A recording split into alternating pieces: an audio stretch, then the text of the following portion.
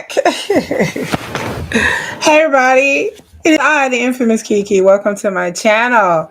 On my channel, I offer commentary, watch shows live like 90 Day, Love and Lockup. I have not watched 90 Day Fiance the other way. This will be my first season watching this show. I have watched clips for the past couple weeks. I have not covered this show. I have not watched it. I said I was going to watch it, but I didn't have time, and so now I have time. We're gonna watch it live. I'm gonna repost this video later on. So when you I don't know who's gonna be in here, is not gonna be in here, but I'm gonna watch it. I may fast forward a few of the couples. I'm just gonna be honest with y'all, because from what I know, I may watch a little bit, but I know about the couples. I really, really, really, really, really are gonna focus on Mahmoud and Nicole. Um, and so let me do a disclaimer. Uh, like I said, I've been watching bits and pieces of the show, watching certain couples more than others. I like Debbie. I like Debbie and Osama. I love them. So we're going to talk about them. I have to say that I am not Egyptian. I am not from Egypt. I'm not a psychologist. I don't have any training in psychology. Let me get all my disclaimers out. Everything that I'm saying is allegedly. I am not on these people's Facebook or social medias. Any shows that I watch, I am not on their social medias. Okay. So I don't know what goes on behind closed doors. I don't know who is still together, who's not with who, and this person and that person. I don't know, any of that. I try not to read things, other things offline, because it kind of taints your view of the show. I just try to go uh strictly about what I see on the show. I try not to watch other bloggers, but this show, I have to say, I have watched other bloggers just so I can get, just so, because they do like a review, just so I can kind of know. And I watch the episodes here and there, but I'm not Egyptian. I'm not Muslim. I have dated two men. One of them is Palestinian. One of them was from Saudi Arabia that are Muslim. And hello, GSP, and hi, Dustin. And I have to say that I have friends who are Egyptian, and a lot of things that I've watched on these episodes, I wanted them to watch. I'm like, please go watch this and let me know what you think. And then so they told me what they thought, and then came back and said I could tell my opinion about their opinion. I can tell their opinion about some things that I've observed with Mahmoud and Nicole specifically. Debbie and Osama is something totally different. But anyway, you guys give me a minute. Hold on, I gotta let my cat out. My cat's sitting here by the door like he's gonna pee on something. Y'all give me a minute. Sorry, y'all. I apologize. I greatly apologize. But my cat, I don't want my cat pissing on my floor. Come on, kitty, kitty. Bye, boo boo. I don't want my cat pissing on my floor, y'all. That's not cool. My little boo boo. Okay, he's out. I'm coming back. I'm coming back. I see some of y'all are back. Oh, I see some of y'all are back. I'm back. Yeah. But anyway, I let my cat out. Sorry, y'all. I'm live, so it's live here.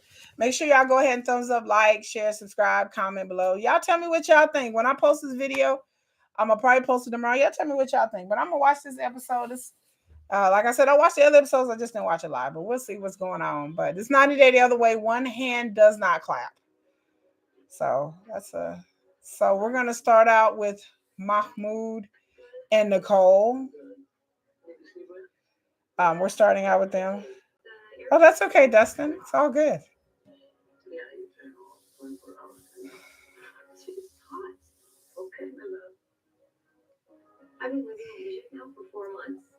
So Nicole's been living in Egypt for 4 months now. She's married. Just for people who don't know about this show, 90 Day Fiance is a show where people have met people in various means, whether it be online, through Facebook, through dating, through vacation.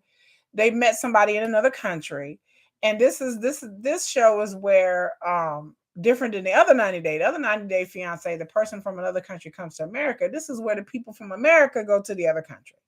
So up first we have Nicole and Mahmoud, and they are in their early 30s. Nicole is from America. She's from Idaho originally, but she lives in California. She's really into fashion and stuff like that, and fashion design and art. And she was on vacation in Egypt and met Mahmoud, and then after 7 days they got married. Now, from what I know about Mahmoud, he has never had a girlfriend before. He, I believe, was a virgin. Um, that and the area of Egypt that he is from is very conservative. Um, he lives with his extended family, like his mom, his brother, his sister-in-law. I think his other sister lives there. They got a bunch of kids, you know. So, uh, so she at one time came to Egypt to live with her husband. They couldn't get along because of the clothing thing.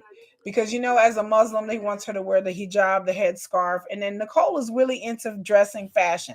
I think the way Nicole dresses, it's very snazzy, it's very retro, it's very 70s. It's not showing a lot of skin. It's not like she's out here dressing like a club girl. It's not like she dressing like she a city girl, like she, from Miami. Nicole wears very conservative clothes, but it's a lot of color. It's a lot of eclectic. I like Nicole's style. I don't have any problem with it. But, she went to design school. She wants to open up her own clothing shop. I have no problem with any of that. I have no problem with any of that. But it's just the fact that because Mahmoud is very religiously conservative, he doesn't want her to show her wrist, her ankle. He wants her to wear the hijab. He wanted her to convert over to Islam. She agreed that she was going to try to do all of this stuff, and it's just not working. So last episode they got into a big fight. Mahmoud is very passive aggressive. um she asks questions and things, and he just seems to get irritated with Nicole all the time. So Nicole's saying that the way they've dealt with it is basically toxic AF, is not dealing with it. It's just like they're not gonna talk about anything. And so right now they're looking for in a right now they're looking for an apartment, um because they're trying to get out of that living situation. Living situation is stressful. And so she was saying that they went to go look at several places, but Mahmoud just really act like he didn't want to live out. He didn't want to move out.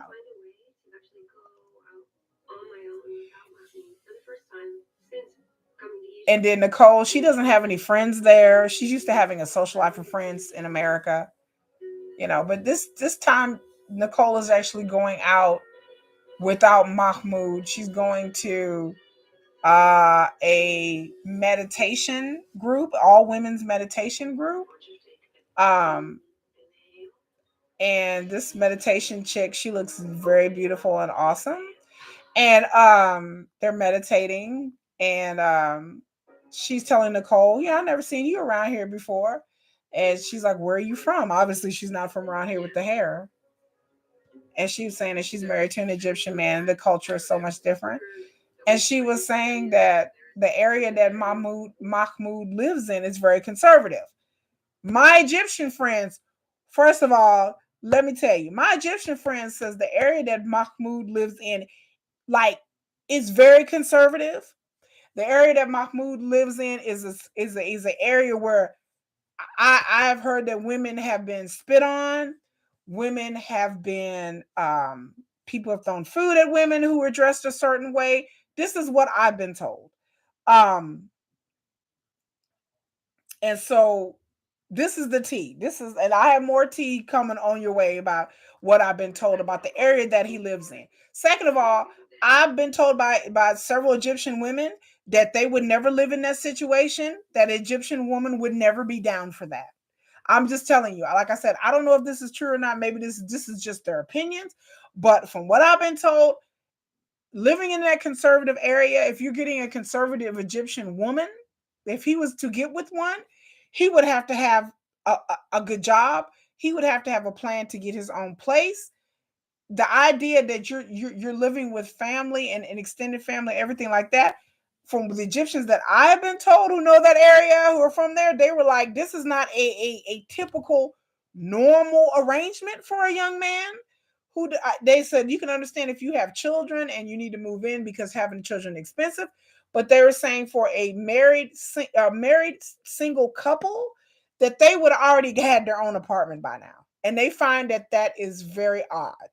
That and then I'm shocked as an American that Nicole did not do her homework, and that this whole romance was a very whirlwind kind of thing in 7 days, and that's just crazy.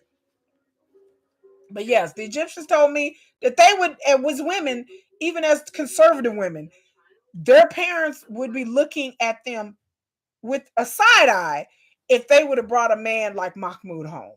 That the parents, unless they're from a lower caste kind of family, like a not the Egyptian people that I know are highly educated and they are very westernized and modern, but they still they know their culture.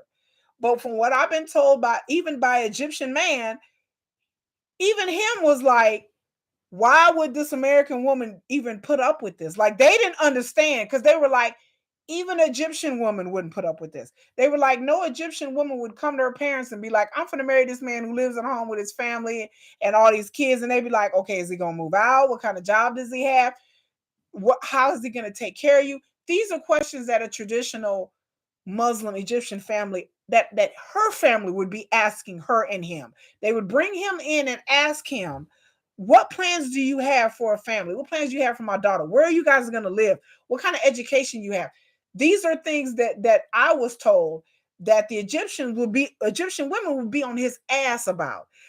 I have a feeling the way they put it is that Mahmoud has gotten away with this shit because Nicole is an American, because she's not one of the culture. But they said if Nicole would have done her research, Egyptian women, they don't just take anything, that they in some ways have a higher standard than even do American women did. They told me that you American women, y'all take anything.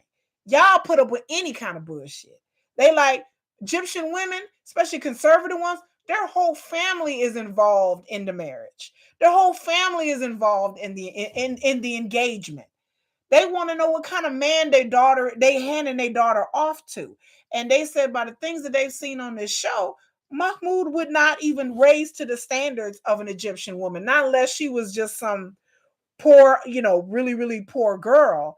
But they said, Egyptian women are educated. Even the religiously conservative ones are educated. So they're saying they feel like Nicole kind of got buffaloed. You know what they're saying? They feel like he knew which one to pick because they were saying that the things, how he acts and the things that he does and he's requiring, they were like, if he wanted all that, why didn't he get him Egyptian? That's the question I asked. I said, if he real conservative and he lives in a conservative area, why didn't he just get an Egyptian woman? And they told me, they said, oh no. They said with a conservative Egyptian woman, they like, no. They said her family wouldn't go for his living situation, the way he carries himself. They said Mahmoud is the way he carries himself is just not like what they would consider to be attractive. Let's put it that way. And I don't mean just physical attraction. I mean mental, emotional, like a manly attraction. That Mahmoud is not the type of man that they would even fuck with. Let's just put it that they would find attractive. So that's what I'm telling you. Yeah, his women in Egypt, they said they wouldn't stand for that. They wouldn't put up with a man still living. They would have been like, we're gonna need to find an apartment and start starting our own lives and starting a family. And then we don't know a lot about Mahmoud. Is he educated? Is he not educated? What kind? I think they said one time what kind of work he do. I think he works for his uncle or his brother or his cousin or something like that. Like they was even dubious about that. Like they was like, what does he even do? Like that's the first thing they said. They said that he don't even look like the type of dude that they would even mess with. They like,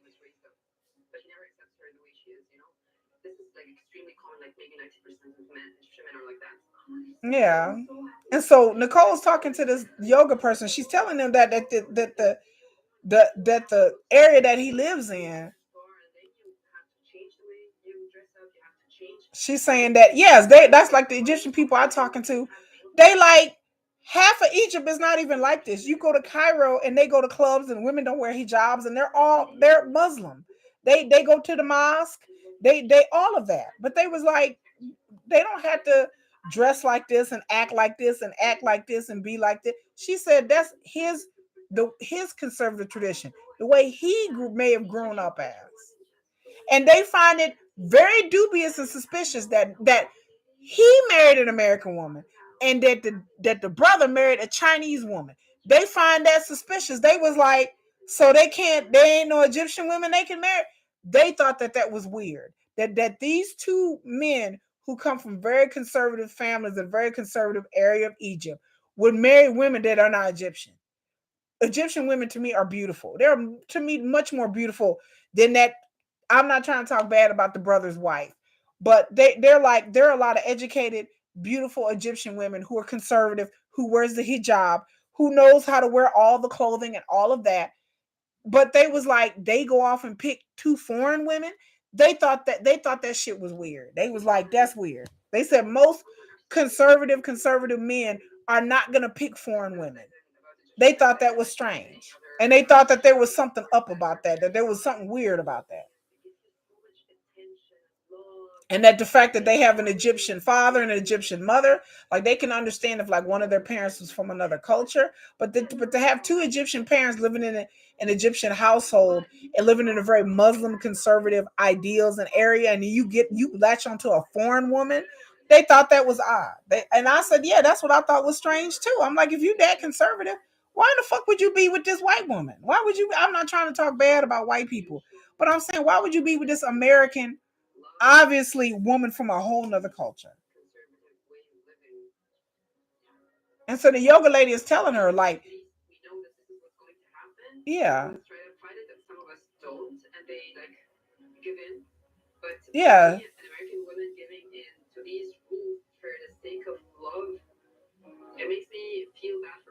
yeah. The yoga instructor saying this makes me feel bad for her because she was like, "You an American woman? Why would you give in? Why would you give in to these rules in the name of love? Like, why would you give in to this? Like, this just weird."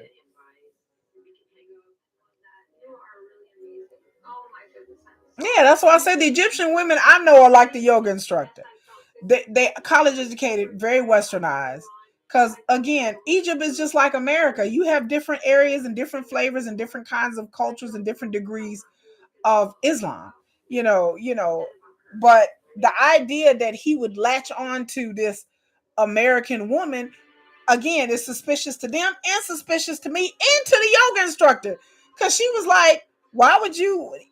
It's just I can understand Nicole's view. Nicole seems type to me very flighty and very kind of like pie in the sky. And she probably came to Egypt and fell in love with how exotic it was and how beautiful it was. And a lot of that happens to a lot of westernized people.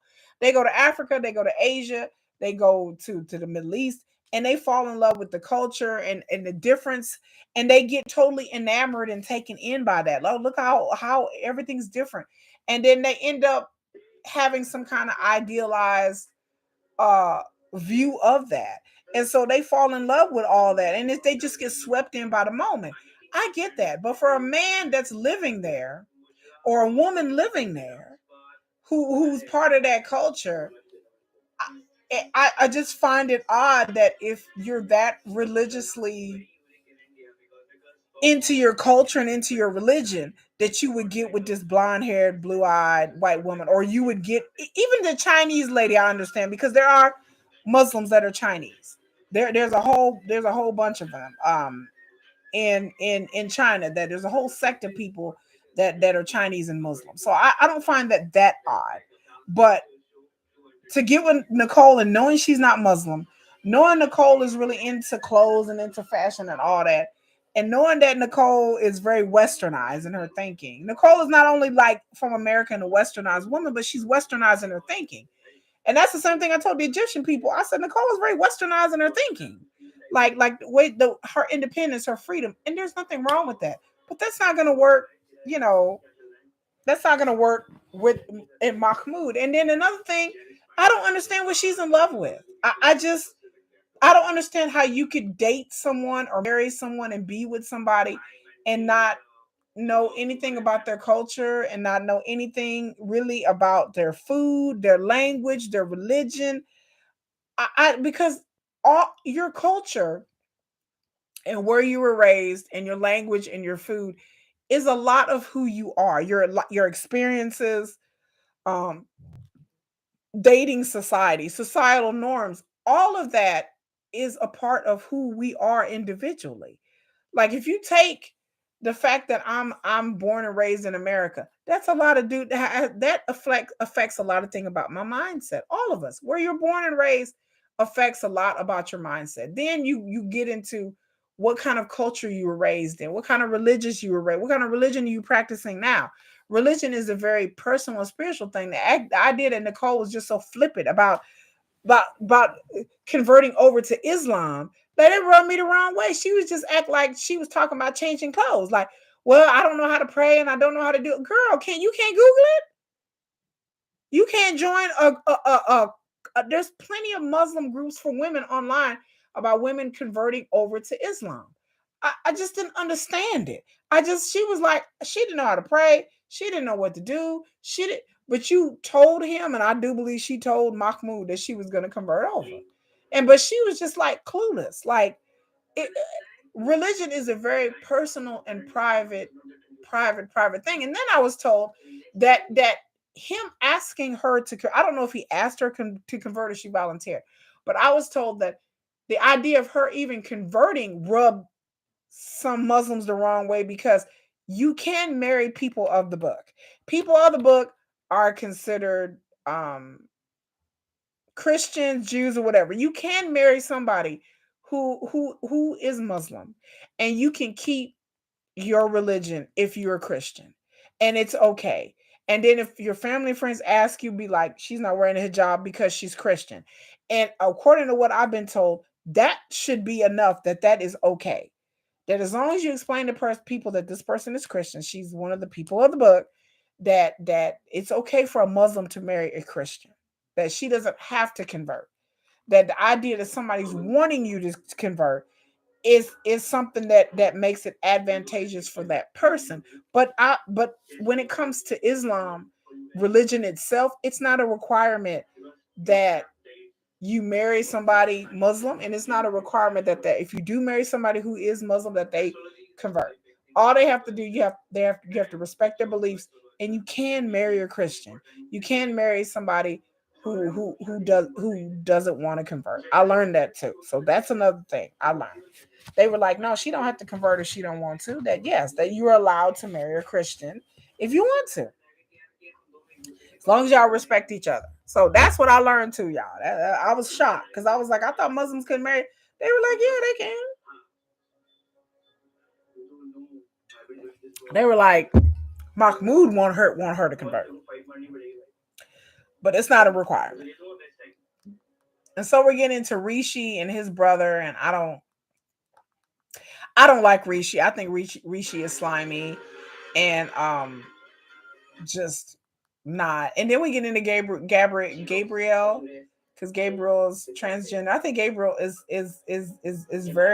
very cute. I think Gabriel's a cutie.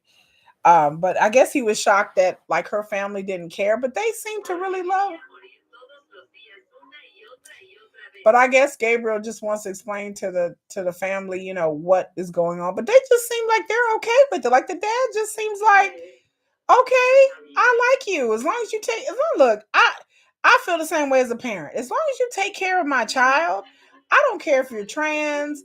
I don't care if you're gay, straight, crooked. I don't drag queen. I don't care. As long as you treat my child right and you are good to my child, I don't care who my kid dates. As long as they're good to you and you're a good person, I don't care what way my kids may swing when they get older. And so now we're getting into Chris and Jamie, and they really did get married, and I was shocked that they got married. And Chris and Jamie they have an odd vibe to them that I don't really, but they got married, and Chris has health issues, and so they're thinking about getting a food truck and or a food bus. I don't know what they're doing. Yeah, as long as you love my baby and honor my child. and they have a good, healthy relationship. Oh my God, I like the bus. I like the bus, y'all. They have a bus where you can turn the bus into. You can turn the bus into. I've never thought about that. You can turn the bus into. The people can sit in there and eat, and then also they have it to a section where you can cook the food, and so it's like a bus you can roll around. I think that's a cool ass idea. That's cool. That's cool. That's cool. I like it. I really do.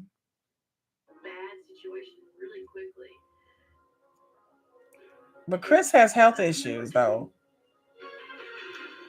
Chris got health issues. It takes a lot to run a food truck or a food bus. That's a lot. Can Chris really keep up with all that? Okay, so now we going back. I don't know. Chris don't know if she could deal with all that, you know. So now we're going back to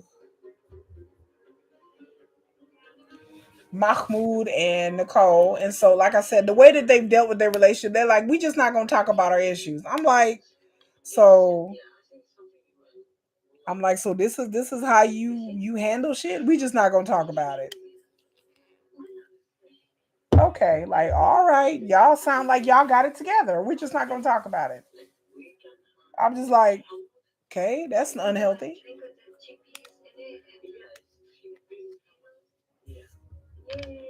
And so now they just talking about food. And then another thing where we didn't understand what was Mahmoud and Nicole in love with. Like I was saying, they talking about, well, I love this person a lot. What I just have to ask people, what do you love about a person?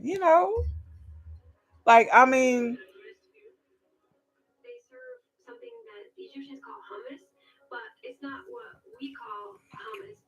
okay, now they talking about hummus because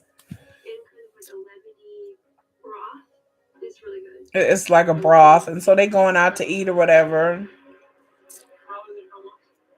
It definitely don't look like hummus what we would consider hummus. So the past few months, they said they've been getting along. Now, no huge fights. They decided to just, I guess, not talk about their issues. Yeah, I just don't understand the love that people. I don't understand. I mean, to me, in order for me to love somebody, I gotta love not everything, but I gotta love their culture. I don't want anyone to ever be with me and not understand that I'm at the end of the day, I'm a black woman. At the end of the day, I'm a black woman. I go to Juneteenth. I go to Kwanzaa. I understand my roots are in certain parts of Africa, and I'm proud of that. Bitch, I'll wear a head wrap. I wear a dashiki. Like I'd serve some cornbread and some beans in a minute. I'm not into soul food, but I have family. My family are definitely black. Like, if you don't like black people, then you can't fuck with me because I'm not like dating a white girl. I'm very rooted in my culture and who I am. There's certain things that black people we say. There's certain things that we do. There's certain things that we know. There's certain jokes that we find funny. We kiki and caw about certain things, and it's cultural. And I couldn't imagine being with somebody who didn't understand that or didn't like that, or we just gonna ignore it. We're gonna ignore that Keisha, that you black, that you African American. What? How's that even possible? Like because part of loving me is that. So like I said, I just didn't understand. Are you gonna be with somebody and then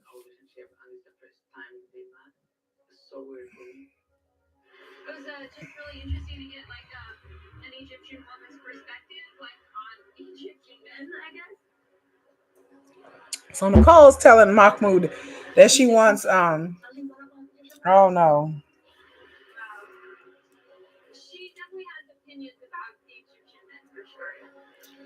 So she's telling him that the person she talked to has opinions about Egyptian men. She told him that she told the truth. Again, these are things I've heard from Egyptian women and men who are telling me. They was like, "Oh yeah." I mean, she wasn't saying anything negative or bad. And he was like, "Well, this is going to be more trouble for me." How is it more? How is it more trouble for you to? Okay, see this is the shit that I suspect. Again, this is what I suspect because again, I've talked to Egyptian people and they like Egyptian women. We yeah, you can have friends and family. The only thing about Nicole is she's trapped. Okay, let me get comfortable. And let me try to explain this from a perspective. Nicole is in a unique situation culturally, mentally, emotionally, religiously, and physically. Because again, if he was dating an Egyptian woman, she would have sisters, she would have cousins, she would for sure have friends, conservative, Muslim or not.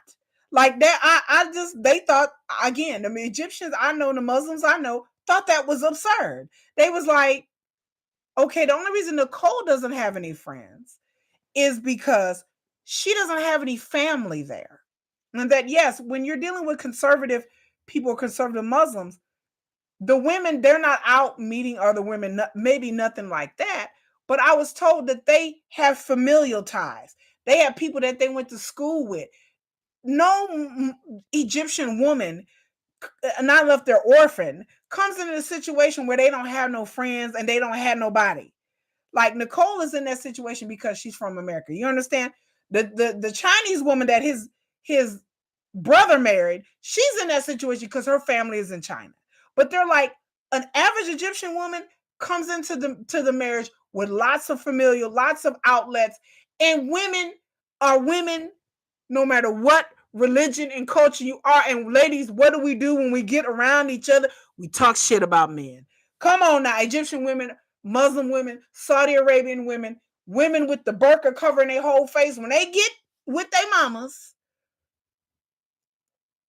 and their sisters and their neighbors, they talk about their kids, food, what's going on in life. They talk about their men. So to me, Mahmoud again is to me, in my opinion, I don't know these people, but in my opinion, in the opinion that other Muslims have watched this show, is that they feel like Mahmoud got with this woman, that one of the reasons he got with her is so he could get her over there and have this woman all to himself. Because again, Egyptian women have lives. They have families, homes to go to. They can like, oh, I'm going to my sister's house. Oh, I want to go to my mama's house.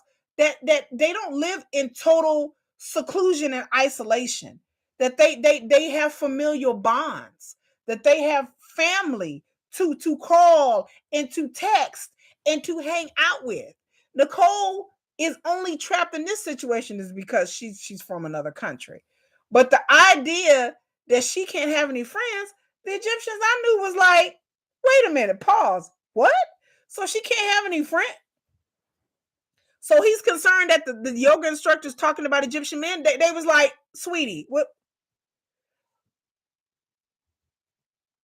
They like, we Egyptian women. We get together with women and we talk about men. It ain't no different than white women, black women, European women, African women. That's what women have done since the dawn of time. So the idea that he's shocked that this yoga instructor, she didn't say anything bad, but she was just spilling the tea. And I think he just don't want, I think Mahmoud doesn't want her to have any friends. I don't think he wants her to know anything about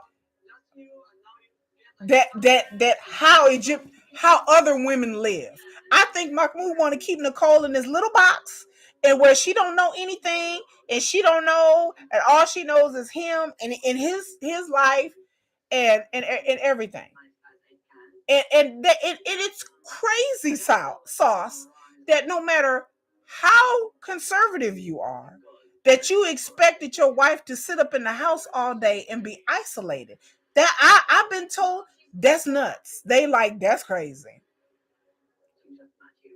Yeah, and that Mahmoud, he's using his religion and his culture as a front for his securities because I think he feels Nicole gets a little taste of freedom, and then she may meet some other Egyptian man and maybe like I'm out. Cause now he's talking about well she might be in trouble and da da da. How is she gonna be in trouble? Because she gonna know that not all Egyptian men are like your lame ass.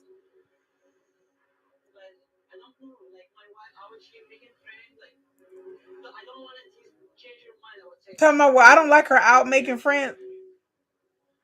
Again, I was told that shit is weird. I was told that they like that's strange.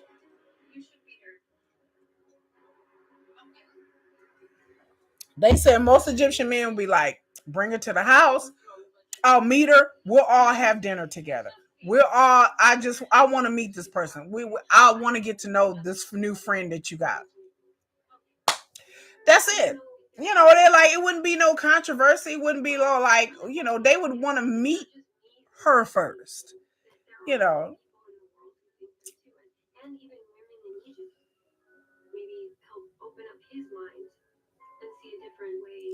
yeah, there's nothing new under the sun. Like, yeah, she was, and the yoga instructor wasn't saying anything bad. She wasn't saying anything crazy or hurtful or dragging Muslim men. She was just saying that there's different layers to this shit. That like not all men acts like her husband. That there's a whole different level of Islam, and that some places are more conservative than others. That not all men are like that, and it's good that she has some perspective, but it's like Mahmoud don't want her to have no perspective and no knowledge or nothing. He just want to be like, sure, I'm this way, and I'm sure he probably convinced Nicole that every man is like this in Egypt. Well, this is how Egyptian men do it. The Egyptian men I know, they was like, no, the hell we don't. They like, what is he talking about? They like, no, that's how you in your life do it. Not everybody. Not everybody. So now we're getting into Debbie and Osama. Yeah, Mahmoud thought he found some chick he can get over on, and she'll just stay in the house all the time, and she'll just be mine. Like Mahmoud want a pet. He don't really want. He's never been in a relationship before. He don't want a woman. He wants a pet. He wants somebody that don't want go that won't think for herself and he can control. But again, he's hiding behind Islam because again, not all Islamic people are like that. You see Osama and he's in Morocco and you look around the scene and like even when you're looking around the scene when they're off in Egypt, not everybody's wearing a hijab. Morocco is a Muslim people in a Muslim country. There's flavors and layers to this shit when it comes to Islam. Some places more acceptable, and some places it's not.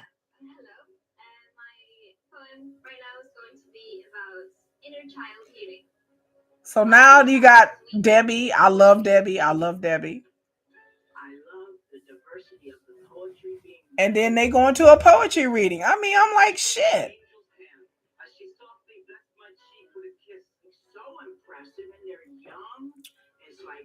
Debbie having fun at this poetry reading.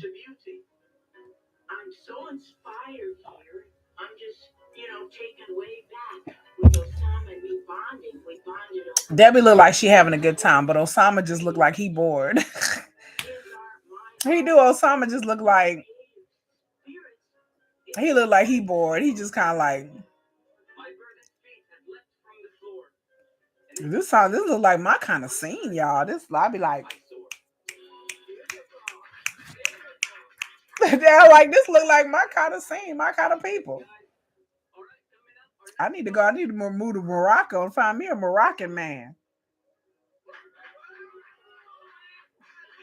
Oh no.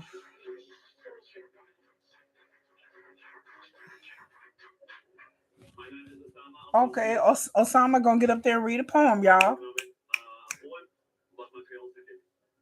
Uh, and people are looking. He said, "Fiance Debbie," and the people looking like this.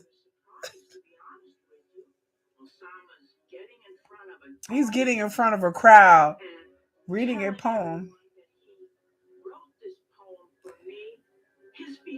Oh, he wrote this poem. His fiance. I find this I find this sweet. Like I wish a man would get up there and be like, Oh, baby, I'm finna do. I wrote this poem about you. I'll be like, oh shit! Like we gonna go home and just I'm gonna knock the dust off it. Look at the people looking like they looking like this. Like what kind of poem is that?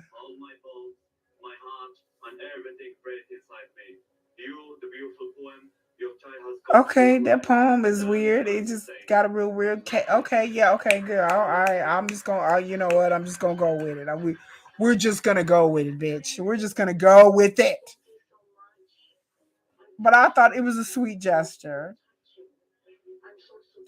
Yeah, and all the people looking like, wait a minute, is that's not his grandma?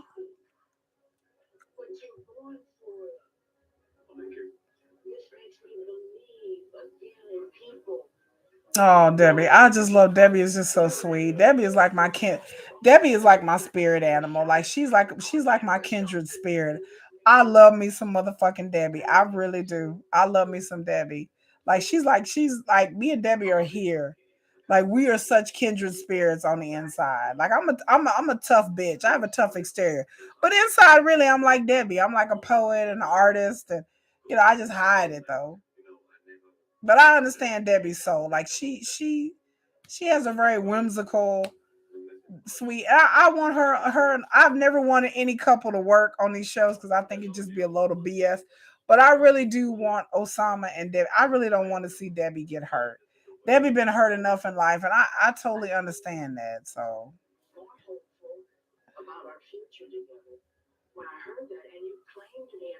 I know, and then he claimed her in front of all these people. Women love that shit. Look, women love a man to just claim them. Like I tell men this all the time. You ain't got to impress a woman with money, with jewels, with all that shit is nice. The biggest thing you can do for a woman is to claim her. That's the biggest thing you can do for not every woman, but a lot of women. A lot of women out there wants, like Debbie was saying, love and acceptance. A lot of women is just want, I mean, a man to just be like, this is my girl. You know, it just it I see Debbie and it just gets me choked up a little bit because I understand Debbie. I get her. But a lot of women, that's really what we want. It ain't got nothing to do with how much money you spend on me or what flowers you give me. A lot of women, we just want to be respected and claimed. I just want somebody to shout from the rooftops, to get on social media, to stand up in front of people and be like, this is my woman. This is my girl. This is who I want to be with. I love this person. I'm proud of this person. That's something I haven't had since I've been married. And so, I didn't have that in my last relationship at all. I didn't have that at all. Like in my last relationship, you wouldn't even know I was in a relationship for 5 years. We didn't say anything about each other on our social media. I always, he wasn't into social media and all that. I'm not really into social media, but it's just nice when somebody's like, when you get a man or woman that brags about you and like, look what my girl's doing. Like, I'm so proud of her and she's doing like a lot of women, we have not had that. I have not had that since I've been married. So, and now we're going into Johan and Danielle. And Danielle, a lot of people don't like Danielle, but I'm trying to give her a chance. I don't know why Johan married Danielle. Again, I didn't watch the other reality Paradise show they was on or whatever. I don't know the name of it. But I didn't watch that show, so I don't know how their relationship evolved or went to.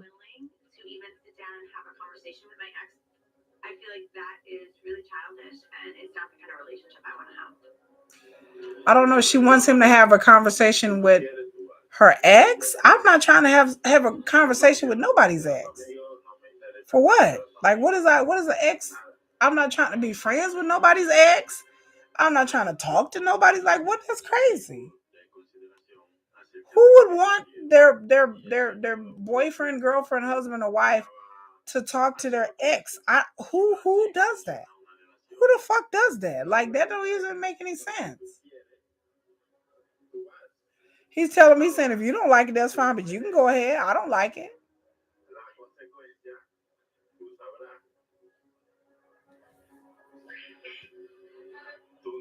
Again, Johan and Danielle have no chemistry either. I don't see any love there. I don't see any love, physical, emotional. No, it's not something cultural. He's like, I don't know if this is cultural. No, it's not cultural. Meeting an ex is not normal anywhere. I don't give a damn whether it's Japan, Korea, America, wherever the fuck is that. Meeting an ex is not normal. No, that's not what people do in any culture. Like, why would you want somebody? I mean, not unless it's some of the producers are setting up. Yeah, they're ex for a reason. Well, why would I have my ex? Why? Okay, that doesn't even make. Child, I wouldn't even have no ex talking to no. I don't want to talk to nobody's ex.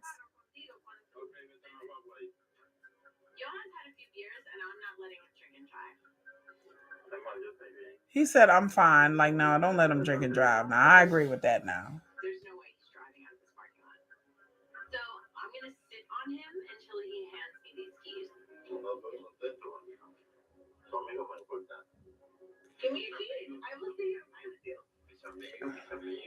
oh wow.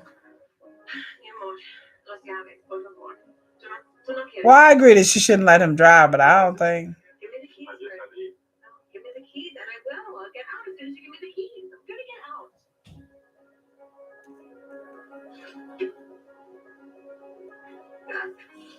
Yeah, I wouldn't let him drive. He's been drinking. He should not be driving. I mean, period.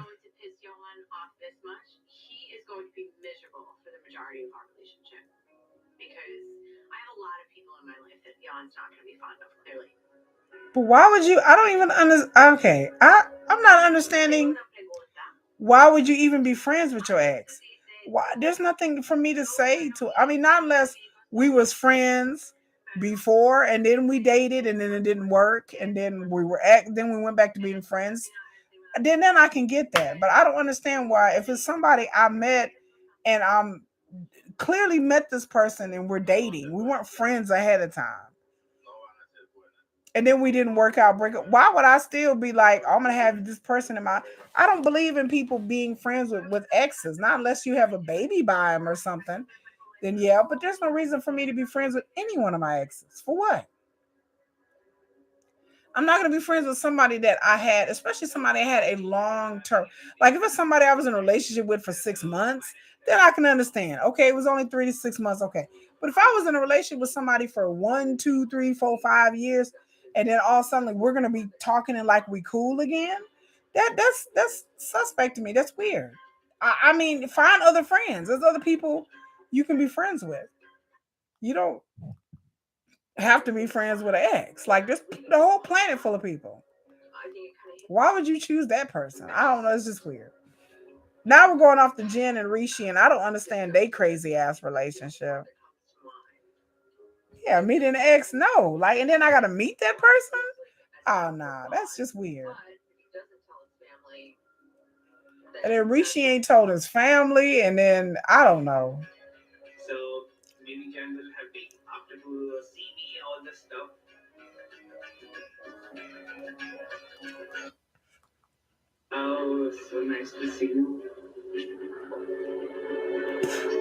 I don't know what Jen is doing. I mean, Rishi's a good looking guy, but I just don't understand.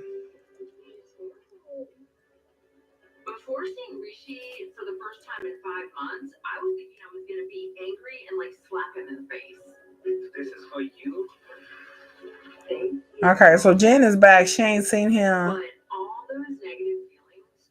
in 5 months.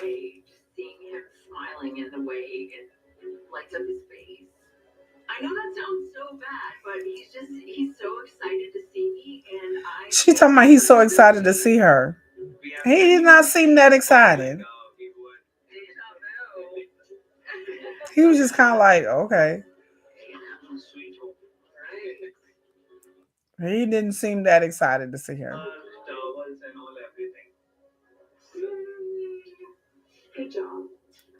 So I guess he went out and got an apartment or whatever, because I guess he was living with his.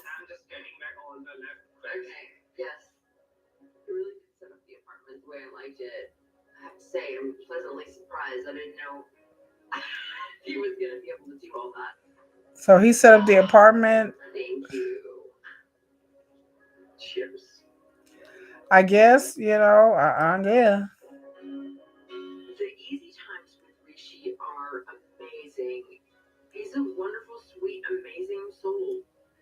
I just don't understand the pathology of me having a long distance relationship where I ain't seeing somebody for months and months and months.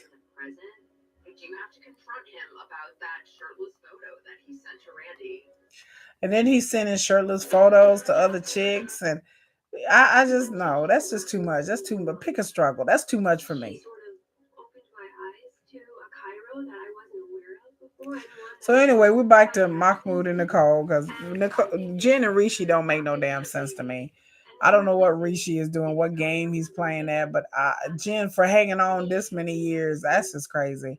I couldn't date nobody long distance. I couldn't do it. I can't do it.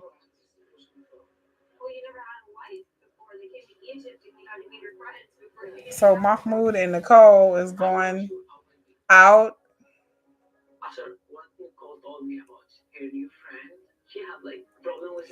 to meet.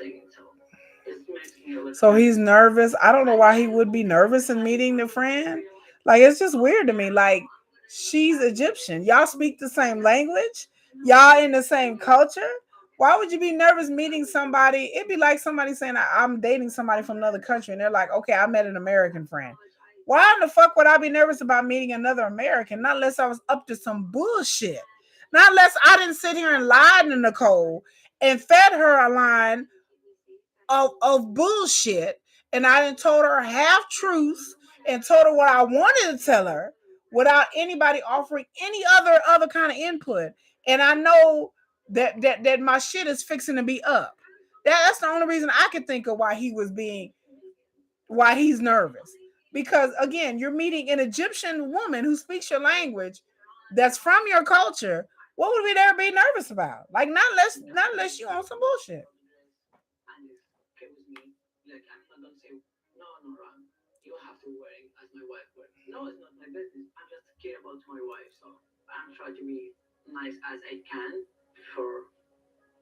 So he said he's trying to be nice as she can for Nicole because the yoga instructor showed up. She got westernized clothes on. And then the lady was like, I didn't met other women before, but they've never told me they had to meet my husband first. She said, this is a bit weird.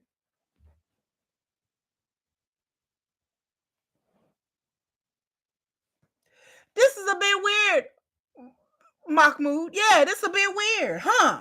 She like, I didn't met other women before. This is the first time I had to do this. While he over there making like it's normal. Oh, this normal. I got to meet her first. Come on, is it normal, Mahmoud, or is it normal for you? Is that what you wanted? Cause she spilling, she telling it. She like this is weird. Why would you want to? This is weird.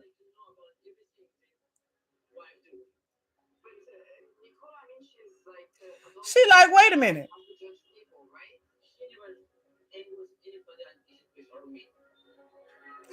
She like that's weird. She looking at him like you're weird. She like don't you trust her?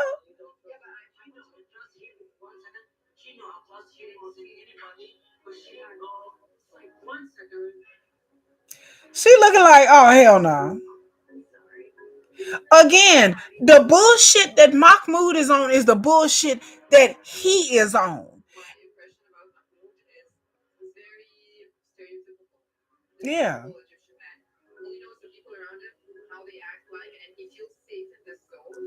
Right. Right. Right. GSP said Mahmoud is probably the town creep bitch. Right. She like he just talking about stuff that he know because he don't know nothing else. He ain't never Mahmoud ain't probably been nowhere. He ain't probably read no books. He ain't probably Google no shit. He ain't probably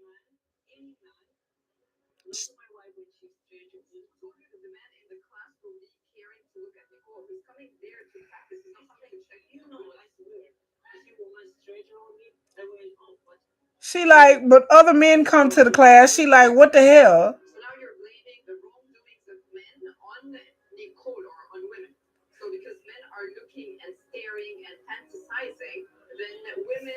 And men are gonna look and stare and fantasize regardless of what your wife is wearing or whether she there or not.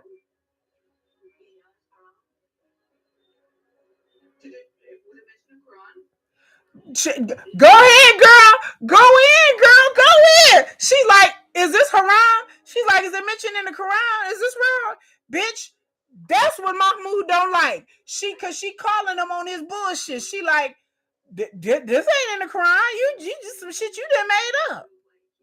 Bitch, you did just made some shit you have made up. In other words, motherfucker, you making up rules based on your society and based on your tradition and how your family and how you do shit. But not everybody do it that way.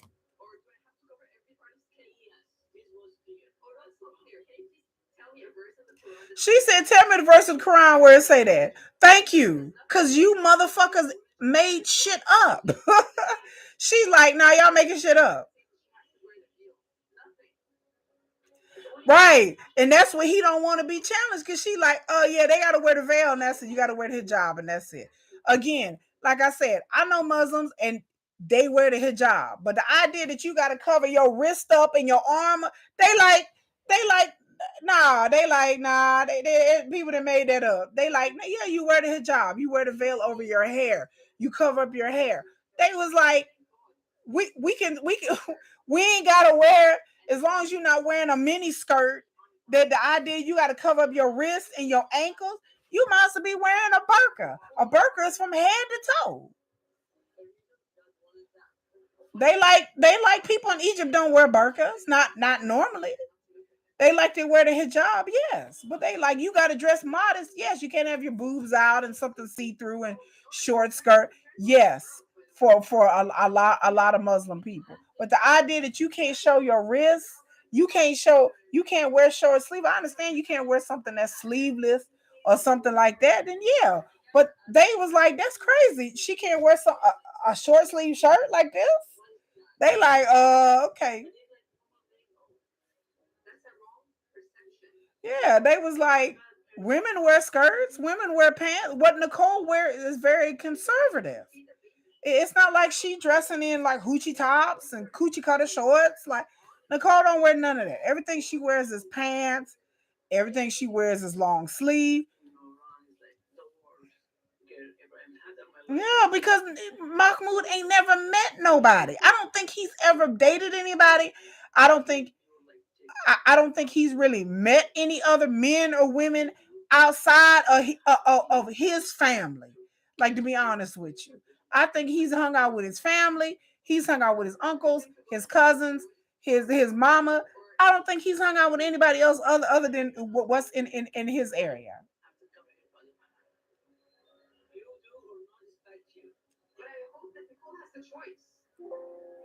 Yeah, she was telling her that like the way he do it is not the way everybody does it. Yeah, I don't have a problem with wearing hijab and wearing something over my head. I don't have any problem if I go to another country just to be respectful to their culture. I don't have an issue with that. But if a motherfucker's telling you where you can't show your ankles or you can't show your wrists, what?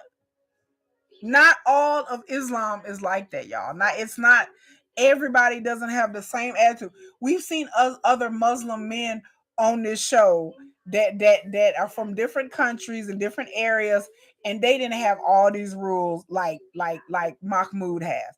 I'm not saying it doesn't exist. I'm not saying it's not unusual, but my point is why he doesn't want Nicole to do this and do that and that and I get it, but why in the fuck would you marry a non-Muslim woman? Why would you get with a woman that's not Egyptian? Why would you get with a woman that is not Muslim? If you want somebody to cover themselves and be modest and wear a hijab and not show their ankles or their wrists or not wear short sleeves and all of this other shit. You live in a city with plenty of Egyptian women. Go find you an Egyptian woman, or is it that you can't find an Egyptian? Is your motherfucker? It's just because your ass can't find a woman? Is that it? Because it just seems pretty weird to me that you want all of this and want a woman to do this and do that, do that. If I was a yoga instructor, I would have said, well, then don't you? Why ain't you with an Egyptian woman from where you live at? Yeah, to me, if you're gonna have the audacity enough to get you with an American white woman, but you don't want to bend on anything, what's the point? Why would you get with some woman from another culture, but then expect them to bend to everything that you say, when you could not even have to deal with that? It just go get you an Egyptian woman who already know the religion, who already know your culture, who already know what to wear. They don't have to ask questions about how to pray. They don't have to ask questions about doing this. They don't have to know what this means. What is this? What is that? What am I doing? I'm making friends. Oh, I don't get to make friends. What? Just go find you an Egyptian wife, Mahmoud. But you pick a Western one. That shit is weird. That's weird to me. It'd be like me being a whole motherfucking hotep in this bitch, Hebrew Israelite in this bitch, and then me being like, I'm gonna go out and get me a fucking Swedish white man, and then I'm a whole fucking hotep, black power. I'm not black. I'm a Moor. I'm a Hebrew Israelite bitch. I got the dashiki on. I got the hat on. I'm talking about I'm on some black supremacy shit. But let me go out here and get me a Swedish white man. What the? If you don't take your motherfucking hotep Muslim ass on somewhere and go get you a hotep ass, it'd be like me being a Nation of Islam, talking about bean pie, my brother, talking about the final call, talking about Farrakhan, and then we go out here and get me a Jewish white man from the fucking West Bank in Israel and be like, Assalamu alaikum, my dude. What sense does that even fucking make? What sense does that make? But bitch, I expect you to convert to the Nation of Islam. Bitch, you ain't even black. You ain't even Christian. Bitch, you a white Jew from motherfucking Israel, ho. Like, what sense would we make for me to fall in love with Simchin, a motherfucking Israel Hebrew motherfucker, and I'm the Nation of Islam? Make that make sense to me. That's the same shit that Mahmoud did. Motherfucker, you almost the fucking Muslim Brotherhood up in this bitch. But I'm gonna get me a white American white woman. Yes, Hebrew Israelite bitch. Yes, I'm looking like I belong in a motherfucking biblical movie, bitch. Yes, Hebrew Israelite, hotep all the way. How the fuck am I going to be a hotep and I'm going to go out and find me a Björgen Hergen Schmergen, oh, and bring that motherfucker home and be like, guess what? This is my husband, Björn. Motherfucker, we going to IKEA next week, ho. What? Make it make sense. Make that shit make sense. Hebrew Israelite, okay? Hebrew Israelite, okay? But I'm gonna bring Björn home from Sweden, bitch. Why? I don't know. Colonizer vibes, bitch. Whatever. Y'all stop playing with me. We all up in IKEA, bitch. We in IKEA getting all kind of flargans. We eating Swedish meatballs, bitch. But then I bring them home and I'm like, well, you know, Bjorn, your motherfucking ass gonna have to wear a dashiki and you're gonna have to hang out with the hoteps and talk about how much you hate the white man. What the fuck? Like, I'm dead. I'm dead. Like, straight up dead. I'm trying to get my charger, y'all. Hold on. Like, just this Dutch clogging like a motherfucker. I'm over here like, but I expect you to be a hotel bitch. I expect you to be a black nationalist. Get the fuck out of here. Get the fuck out of here. I'm dead. Motherfucker, I'm a hardcore Muslim. I'm a hardcore motherfucking Muslim. But I'm up here with motherfucking Megan and shit. You can't make this shit up, y'all.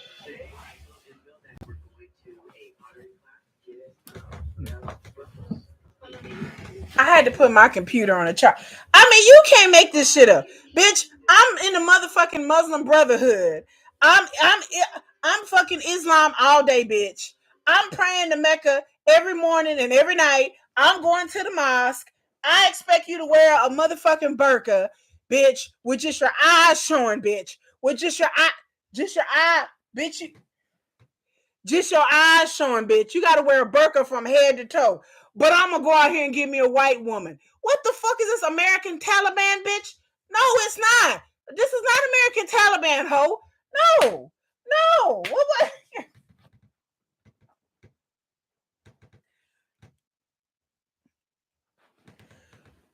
Go find you an Egyptian woman. There's plenty beautiful, young, attractive, beautiful, beautiful Egyptian women out there. Beautiful. They gonna wear the hijab, kini, all that shit, and be okay.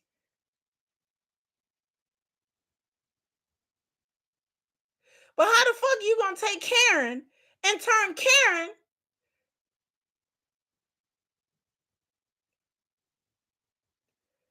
and make her a fucking Muslim?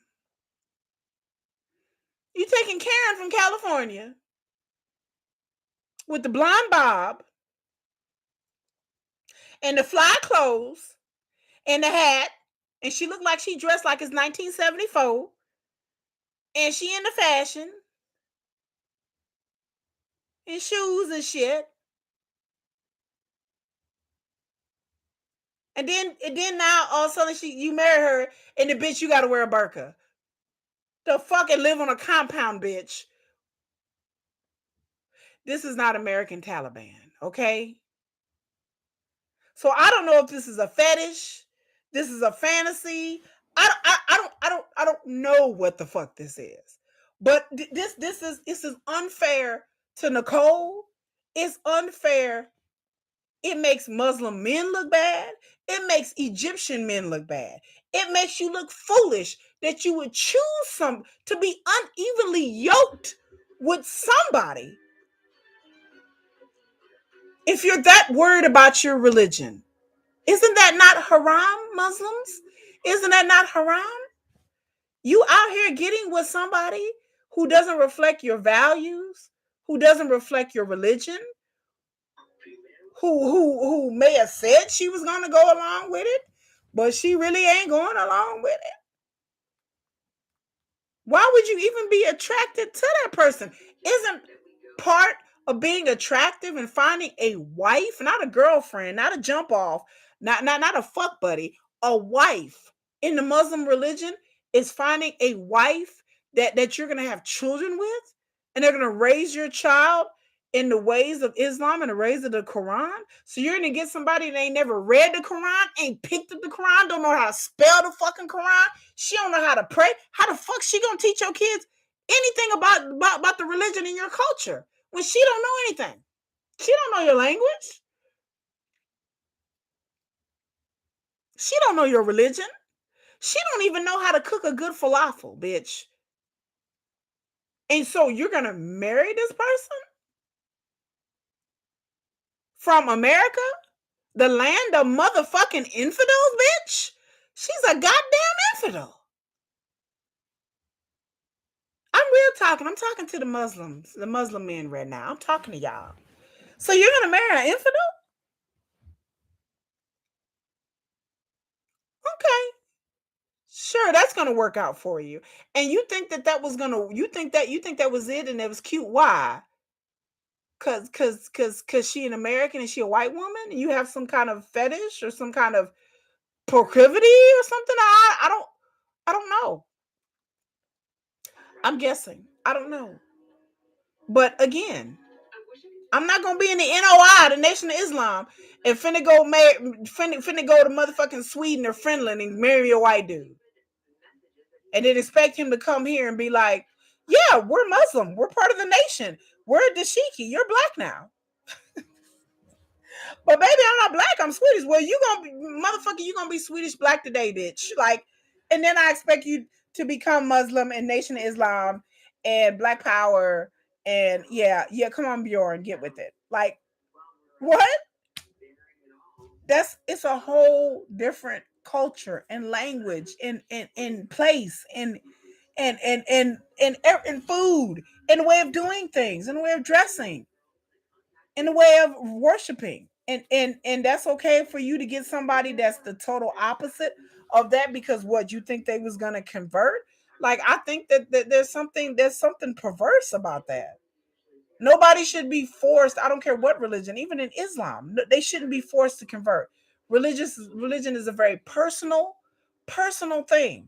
It's something when you convert over to a different religion, it should be done because you love that religion, you love God, you feel like this is the truth, and that's the reason why you're converting over. Not because, well, my husband's Muslim and he told me I had to, so I guess I better just do it. And you okay with that? Because that's never gonna last. That's stupid. That's some dumb shit. Like I said, the whole Mahmoud and Nicole thing just irritates me. And the same thing with Nicole. Why would you go halfway across the world to another country and get with somebody that you know that fashion and clothes is important to you? That all of these vain shit that she owns is important to her, and you're getting with somebody where that's not important to. It's not important to them. They don't give a damn about it, and they don't want you to to do what you wanted to do when it comes to your own body and how you dress. I don't know. Anyway, we get back to Jen and Rishi.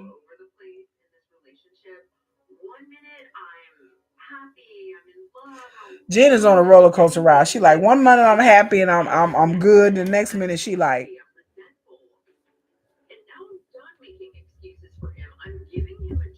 and so she says, so now, so she talking about he sent a message to this chick with no shirt on, talking about call me, and then he played the classic. Oh, I don't remember. Da da da da. I don't remember. Okay, well, how many bitches you sending messages to and giving your number to?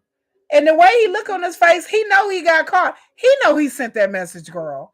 He know the look on his face is like he knows what the fuck you talking about, but he's trying to think of a way to get out of it.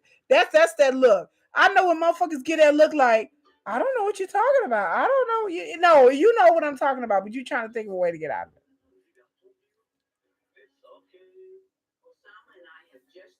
Like, girl, stop playing. Like, Rishi, stop playing. Like, just go. Just, I mean, he need to stop. Rishi up here playing games, looking like, I don't know what you're talking about. I don't know. Yeah, I know when men get that look like, huh? I don't know. And their eyes is like, I don't know. I don't. Yeah, because if you know you sent that message and but you don't really remember, but you kind of remember. You trying to remember, and you're like, did I really do that?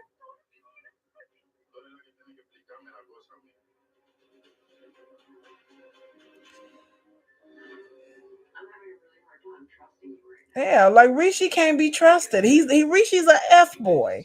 I mean, really, like you went halfway across the world just to get with a F boy. Like, I don't even understand it.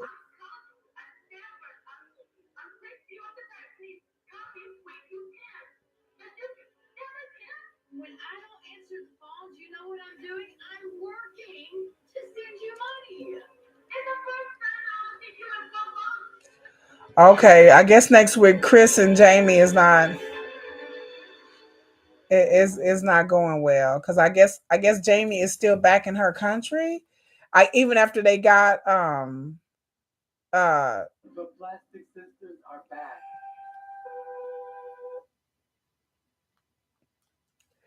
and so I guess like Chris and Jamie having the same issue. I guess she ain't talked to her in a month. Um and so she is telling her um that I haven't talked to you in a whole month. And Chris has done this before. From what I know on the show, Chris has done this shit before, where she has disappeared on Jamie, and she, she like went like a whole, I don't know how long it was, but she called her, she texted her, and she didn't return her phone call. And she was like, "Oh, well, I was sick and I was working or whatever, whatever, whatever." So I don't know what's going on with Chris. I mean, she was like, "Well, I'm working to send you money." Okay, again, from personal experience, I've heard this excuse too. I'm working. I'm doing it. Bitch, I work too. I work too. I don't know what kind of job Chris does, but the fact that Jamie is like, this is my first time seeing you in a whole month. Like you haven't texted me, you haven't FaceTime me, you haven't called me, you haven't done anything in a whole month. How do you be married to somebody and be like, well, I'm working? Okay, like you can't pick up the phone for 2 seconds and be like, "Hey, how you doing? Let's FaceTime real quick before I go to bed." I mean, if you have time enough to watch TV or use the bathroom, like nobody is sitting here like in a work camp where you can't use your phone. I don't care what job you have. I don't care if it's construction. I don't care if you work in the office. I don't care if it's the restaurant business. I don't care what it is. It unless you working on a place where there's no service and there's you don't have no internet, and there's no reason why anybody should be in a relationship with somebody or married to somebody and you haven't talked to them for days, weeks, months. Either you're fucking somebody else, or you're avoiding the person, you just don't want to talk to them, because there's no reason why. We live in an information age where everybody has their phones on them. Everybody has their phone. Everybody is checking their phone. Everybody checks their phone at least 5 or 6 times a day. You either get a text message from your kids, your friends, you get alerts on your phone, from, Google alerts, you get Facebook alerts, you get other social media alerts. Our phones go off. My phone literally goes off all day. I'm not even on social media like that, but I get email alerts. Hell, I get Uber Eats alerts. I get alerts from food places, from gaming apps saying that you haven't played in a while, and or you haven't been on this app, and sometimes you get reminder apps.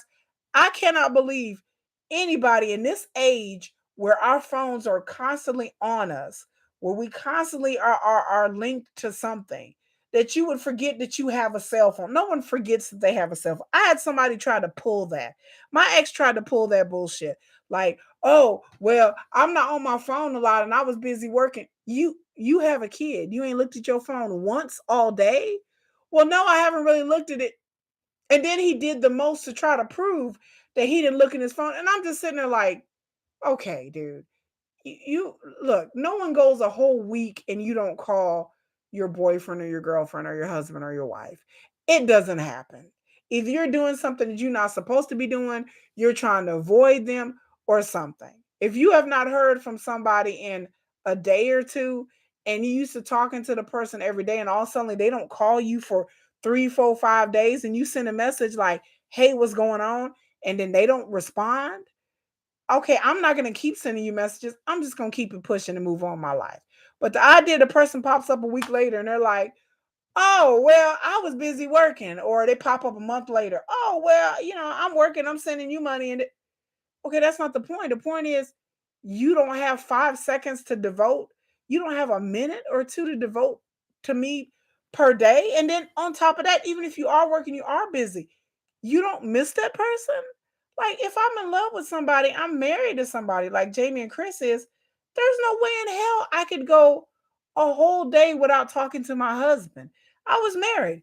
There's no way in hell, if I lived in another country, if I lived in another state, if I lived in wherever, that I could just go a whole month, weeks, without talking to my husband. I would miss him too much. I have to hear their voice. I have to see their face on FaceTime. "Hi, honey, how are you doing?" You don't think to check up on the person? You're not worried about this person's safety, well-being. Well, I haven't talked to them in a month, or I haven't talked to them in a couple of weeks. Let me make sure they're okay. I mean, even after a couple of days, especially if you're dealing with a person that is sick or ill, or maybe you're dealing with a person that has children, you're not going to check up on them and their kids. You're not that's cold blooded for and this is not the first time you've pulled this because like I said, Jamie has done this before. She has done this before where she's I'm sorry, Chris has done this before where she's disappeared from Jamie and just up and disappeared. You know, yeah. Hi, Rory Senior. What's up? I guess yeah, she's changed to a desk and running on a treadmill, and somebody took her phone. I don't there's no I'm telling y'all there's just there's no there's no excuse for that. There is no excuse if you love somebody, you care about that person's well-being, you've been with somebody for a long time, or you're married to somebody, that it is acceptable to even go one day without talking to that person. When I love somebody, I want to hear their voice. I want to make sure they're okay. Baby, you okay? Is everything good? I need for them to make sure that, baby, I'm okay. You're good. You in another country, I'm worried. I'm like, they in another country. I'm so Chris wasn't worried about Jamie. I would be worried about their safety. I'd be worried to make sure their health is okay. I would be worried that they would think that I didn't love them, or they was trying to F somebody else. Like that's crazy to me. I don't understand that. Like that's I tell people that's not love. I've experienced that. That is not love. You don't love somebody, and then it's cool for you not to talk to people for 3, 4, 5 days. That's not love. I'm telling anybody. I don't care what excuse. I don't care. Look, I didn't dated a dude that was working on an oil rig in South Texas and Midland. And this motherfucker worked 12 hours a day. And before he went to bed, he would pick up the phone and be like, babe, how you doing? I'm just calling to make sure you're okay. I'm finna go to bed. I've had a long day. Have a good day, baby. You too. That's it. He would get up in the morning. The first thing he would do was text me. Hey baby, how you doing? I'm finna start work. Have a good day. And I text him back. Have a good day, baby. It takes 2 seconds to send a text message. On his lunch breaks, he would call me when he could on his lunch breaks and be like, hey, baby, I miss you. I just want to hear your voice. Da da da da. Okay. His off days, he would come back home. I would go 2, 3 weeks without, I mean, he would work 2 or 3 weeks and then he would be off a week. He would work 2 or 3 weeks. This went on for a while. And it was not an issue. The separation was not an issue even though he was way in Midland and he had to come all the way back up here. Why it was an issue? Because we put in effort to make it work. If somebody loves you, they're gonna put in effort. If somebody loves you, they're not gonna. I don't give a fuck what people are trying to say in 2023. Somebody loves you and they want to be with you and they care about you. They want to hear your voice. They want to check on you. They want to make sure you're okay. They miss you. They miss you and they want to be with you. How do you be with somebody and not miss them enough to be like, how do you be with somebody and you're sitting at home watching TV, getting ready to go to bed, and your thought process doesn't come across there? That'd be like me having kids and me going a whole month and not talking to my children. I don't give a fuck how old my kids are, where my kids are at. There is not a reason for me to would not be for a reason. I don't care how grown my kids get. You better call your mother. So I tell people, do you think it's okay if you have a 9-year old at home and you working in another city or another country and you have a child back home? Do you think it's okay for a child that you've raised, that you've had in your household? You may or may not be a single parent. Do you think it's okay for you to go a whole month and you don't talk to your child? Most people would be like, oh no, that's not okay. A child that may be staying with a relative or a parent until you come back and work. Do you think it's okay for you to go weeks and months without talking to your son or your daughter? Most people would think that would be absurd. Like, of course, I'm gonna call my child and check on them. So Why is it that you have a relationship or a marriage and that same love and care and thought process is not put in, respect is put on them? There's no way in hell I would go off and work somewhere else, and I'm not calling my kids every day to make sure they're okay. I'm not texting my mom going, how was their day? What did they eat today? What kind of homework did they have? What's going on? There is no way on God's green earth I would go a week, 2 weeks, 3 weeks if I'm out working somewhere and I wouldn't talk to my kids. So why is it okay for you, for Chris not to call Jamie? That is not okay. Why is it okay for somebody to have a boyfriend or girlfriend and you go in 2, 3 days and you ain't talk to them? Would you go in 2 and 3 days and not talk to your child? No, you wouldn't. So that's not okay. It's just not okay. And if you do go 2 or 3 days and you talk to your kids, I'm looking at you sideways like there's something going on. Yeah, Chris is more focused on herself, unfortunately. And you can't marry you shouldn't be with somebody that's more focused on themselves and what they want to do and everything like that. Cuz again, like I said, that's not what love do. That's not what love do. They love puts an effort, and there's no effort in my mind for you to text or FaceTime. That doesn't take a lot of effort. People talking about effort. I'm like, you got to think. Back in our day, and even before my time, before there was no social media, before there was no cell phones, people, I had dudes that I dated send me letters, like they weren't in prison or nothing. My my late husband used to send me letters, but like I said, this is before social media. This is before, I mean, we had phones, but this is before cell phones really took off. You know, when cell phones were just like it took you forever to text a message, and we had flip phones. When me and my late husband met, we had flip phones. We had Blackberries. Like it wasn't like it was now. You know, yeah, and they supposed to be in business together. So that's even more of an issue. Like you're like, what's going on with the business? So we had flip phones and Blackberries. So, that wasn't like something people were texting all the time. You didn't have smartphones. So my late husband used to send me letters. Like we would talk on the phone every day, but we couldn't see each other all the time because I was working and going to school and he was working. And a lot of times our schedules just didn't mesh up. And we would talk every day, but sometimes, my husband just felt by my late husband, we were dating. He just felt like sending me a letter. Like he would send me letters. Before the internet got really popular.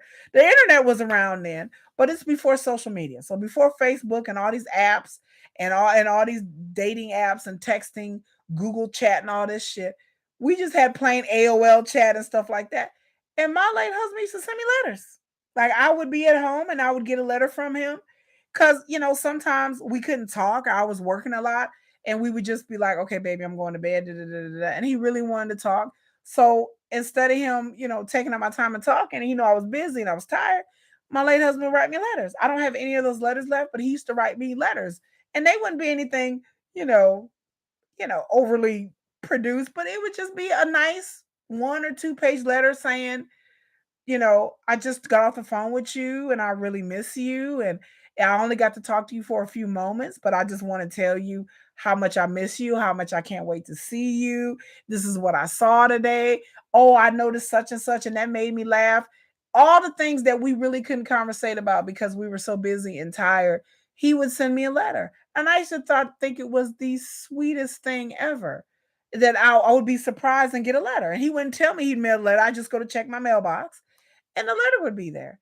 And I would read the letter over and over and over and over again. And I just remember me just being so touched that this man sat here and wrote a whole 2 page letter about his day and what happened and how much he missed me and how we couldn't really talk because, we were just doing our thing. But he's like, I just wanted you to know, I wanted to say things to you, but I know you're fixing to go to bed. So I decided to write down everything I wanted to say to you. That people talk about effort. Writing a fucking text message saying, hi, baby, I'm fixing to go to bed. Good night. That's not effort. Writing a letter takes effort. That's what people used to do. Writing a five word text message that takes you a minute to type up. That's not effort. That takes nothing out of your time. I don't care how much you work. I work a lot. I can still write a text message. I can still say hi to my friends. I don't just drop off the face of the earth where my friends haven't talked to me, my relatives haven't talked to me. Who does that? That's crazy to me.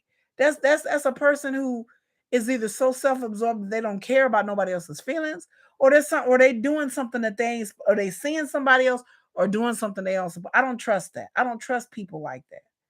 Because there is no way in hell, with my life being as busy as it is, that I still drop. I just get to drop off the face of the earth because I'm working 3 jobs. Because literally, I work 3 jobs. I work and I have 2 kids to raise. I still have time to reach out to people. I still have time to talk to my friends and see my friends. It may not be as often as I like, but I'm not just gonna drop off the face of the earth for 2, 3, 4, 5 days and be like, "Oh, girl, I was working." Bullshit. Yeah. Yeah, my cell phone free time is usually after midnight because I do so much during the day, but I still have time. Like and I have time enough to come here and do these damn videos. Like I tell people, I'm on YouTube. I work. I have 2 businesses. I'm an artist. I have commission artwork that I have to do. No man can sit here and tell me, well, I'm busy and I couldn't text you. Bitch, I'm busy. I'm busy all day. I got a cat. I got 2 leopard geckos. I got a house to clean. I got 2 kids. I have a business. I have 2 businesses. I work. I work a regular job too. Nobody can tell me they're more busier than I am. I am literally busy all day. Like I'm multitask like a motherfucker. I'm usually doing 6 things at once. I took my kids to the movies today. While they're at the movies, I'm checking on orders. While they're at the movies, I'm make sure that my bills are paid. While they're at the movies, I'm getting prepared for this surgery on Tuesday. Nobody can tell me that they are so busy that they can't figure it out. I have time enough in my life, no matter how busy I am, for a relationship. I am single. I'm very single, but I have enough time in my life for a relationship. If I met a man that I really like, that I really wanted to be with, I would have time to text him. I would have time to see him. I would have time to pick up the phone and talk to him on the phone during lunch break or after work, or while I'm doing my lives. I would be like, baby, I'll call you back. I'll be texting something. Like I can do more than one thing at once. Like I'm not so busy where I can't dedicate some time to spend with another person. And if I felt like I couldn't, then I wouldn't even try. Then I would be like, you know what, I don't have time. I'm single. I don't have time. But I do have time. So yeah, I can understand if you're MIA because you're working on assignments, like like when I'm at work, like my 9 to 5 work. I can't really text and talk. I can do it on my breaks. I can do it on my lunches. I can say like, "Hey, hi, bye," and that's it. But once I get off of work and then I'm still working, I work till like 9, 10 o'clock at night, y'all. Like I work, and so and then when I come home, I have to help my son with his homework while I'm working. I have my computer. He has his computer. I'm helping him with his homework. I'm doing my work. That's what we do when my son gets home. I help him with his homework. I attend to my daughter. I get her stuff ready for the next day at school. I wake my kids up in the morning for school in the morning. I get up at 5 a.m. Make sure everything, I get up at 5 a.m., make sure everything is straight. I go work out for 45 minutes and then I start my job. Then I go in the office and I work. When I get off of work, I come home, make sure my kids are straight, make sure my house is straight, make sure my mom is straight. And then I help my son with his homework. Then while he's doing his homework, I'm doing my work. I then while we're doing work or whatever, I'm text messaging my best friend asking her what's up. And then while I'm doing that, I'm making sure I gotta see what my plan is for the videos I'm doing. I gotta make a plan. I'm looking at my Etsy shops, which orders I have to do. I have to do orders too as well. Y'all, I go through it. Do I have time? Of course I have time. I have energy, I have the time. And if I didn't have energy at the time, then I would not date anybody. I would stay single and just save people the misery. So if Chris does not have time to deal with Jamie and deal with that, then she shouldn't be in a relationship. She shouldn't be married. She shouldn't get in a business with this woman if you feel like you don't have time. If you don't have the mental or physical energy, I know Chris has health issues, then you need to go be by yourself, go just date people and then not be serious.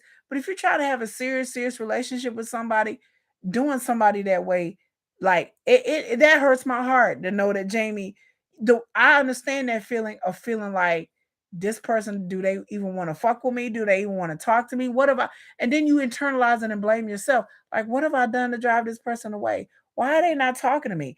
Am I not good enough? Are they fucking somebody else? These are the things that used to go through my mind when my ex used to pull this bullshit. And it's hurtful because again, me and myself, I internalize my shit. I got, you get mad, you get angry, you get sad, you go through the whole gauntlet of emotions, all because another person is making you feel like you're not worthy, and it's a terrible feeling to be in a relationship and be lonely. I tell people that is a feeling I don't wish on nobody. It's I'd rather be by myself and be single and be alone. And I have my moments where I want companionship, but I'd rather be like it is now than be in a relationship and feel abandoned and lonely and uncared for like I was for over a year out of my 5-year relationship.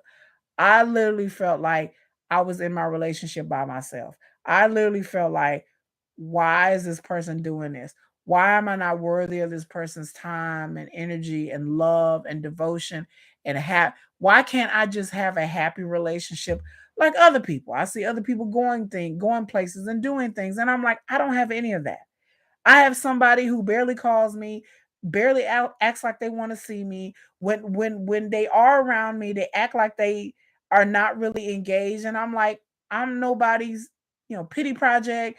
If you don't want to be with me, don't be with me. And then when I say those things, they dump it back on me. I don't ever want to be in that situation again. I want somebody who's enthusiastic to be around me. I'm enthusiastic to be around them. I love you. I like being with you. I love being with you. I loved being with my ex, but I just felt like something was going on with him, which I understand it was, but he was just distracted, and and other things were going on that I didn't know about. But I just don't ever want to be lonely in a relationship. I don't ever want to have a man just to say I have a man, but really emotionally and mentally and physically, I don't really have a man. Like, he's MIA all the time. I don't want to be in that situation. I don't wish that on anybody. And I wish if people understood that if you cannot give yourself fully to another person, then you need to kick rocks and just go live your life and stop dragging people in your shit. If you can't be fully in a relationship and love the person the way they deserve and they should, then it's best that you break up. I'm evidence of that. I am happy me and my ex are not together. I am I'm not saying I don't love this person. I'm not saying I don't miss this person, but it is better and advantageous, and I'm more at peace now since we are not going back and forth. We're together, we're not together. I have to be treated this way. I don't want to be treated. I got to fuss and I got to fight and argue. I'm tired of fussing and fighting and arguing. I don't want to fuss and fight and argue with nobody ever again. So I tell people that, you know, if I was Jamie, I sure in the fuck wouldn't have married Chris. Not with her track record and the way she acts sometimes. That sometimes I wouldn't have married her. I was shocked that they got married. So that was weird. Um, Rory talking about you doing that old school research. I'm looking super thin. Do you think GSP? I'm looking super thin. I'm looking super thin because um I tell y'all because I'm not eating because I'm not eating because I'm have a hard time digesting food, and so I've been working out, like, y'all. I work out hard, but I do my videos and I'm just like, oh, I look on the, like, I don't see myself. I just see myself in the mirror. So when I see myself on camera, because camera actually adds weight. So really, if y'all just imagine me in person, everybody's like, you look really thin. Like on camera, it adds like a little weight to my face, but really, uh, it's just me not eating, uh, because of the gastrointestinal issues I'm having, and then I have been working out and then been trying to, but I feel good about my weight. I've lost so much weight so quickly, that it's just kind of troubling. But you can never be too thin or too rich. Yeah, I'm not well. But on the upside, I look great. Oh, there you go. Well, hey, girl.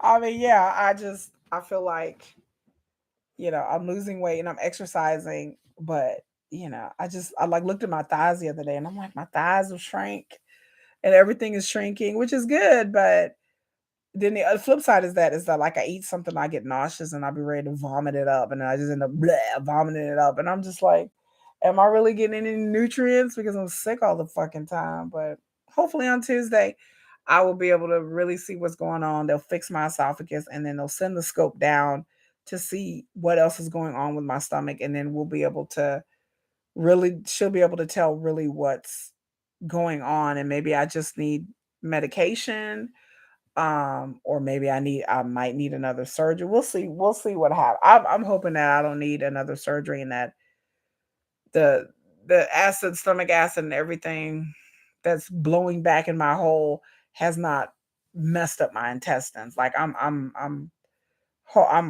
hopeful that I'm not that bad, but we'll see. But anyway, I like this episode of 90 Day. I would give it. I wish there was more Debbie and Osama. Like that was really really sweet. I don't care what y'all say. I mean, Osama, I think he's a.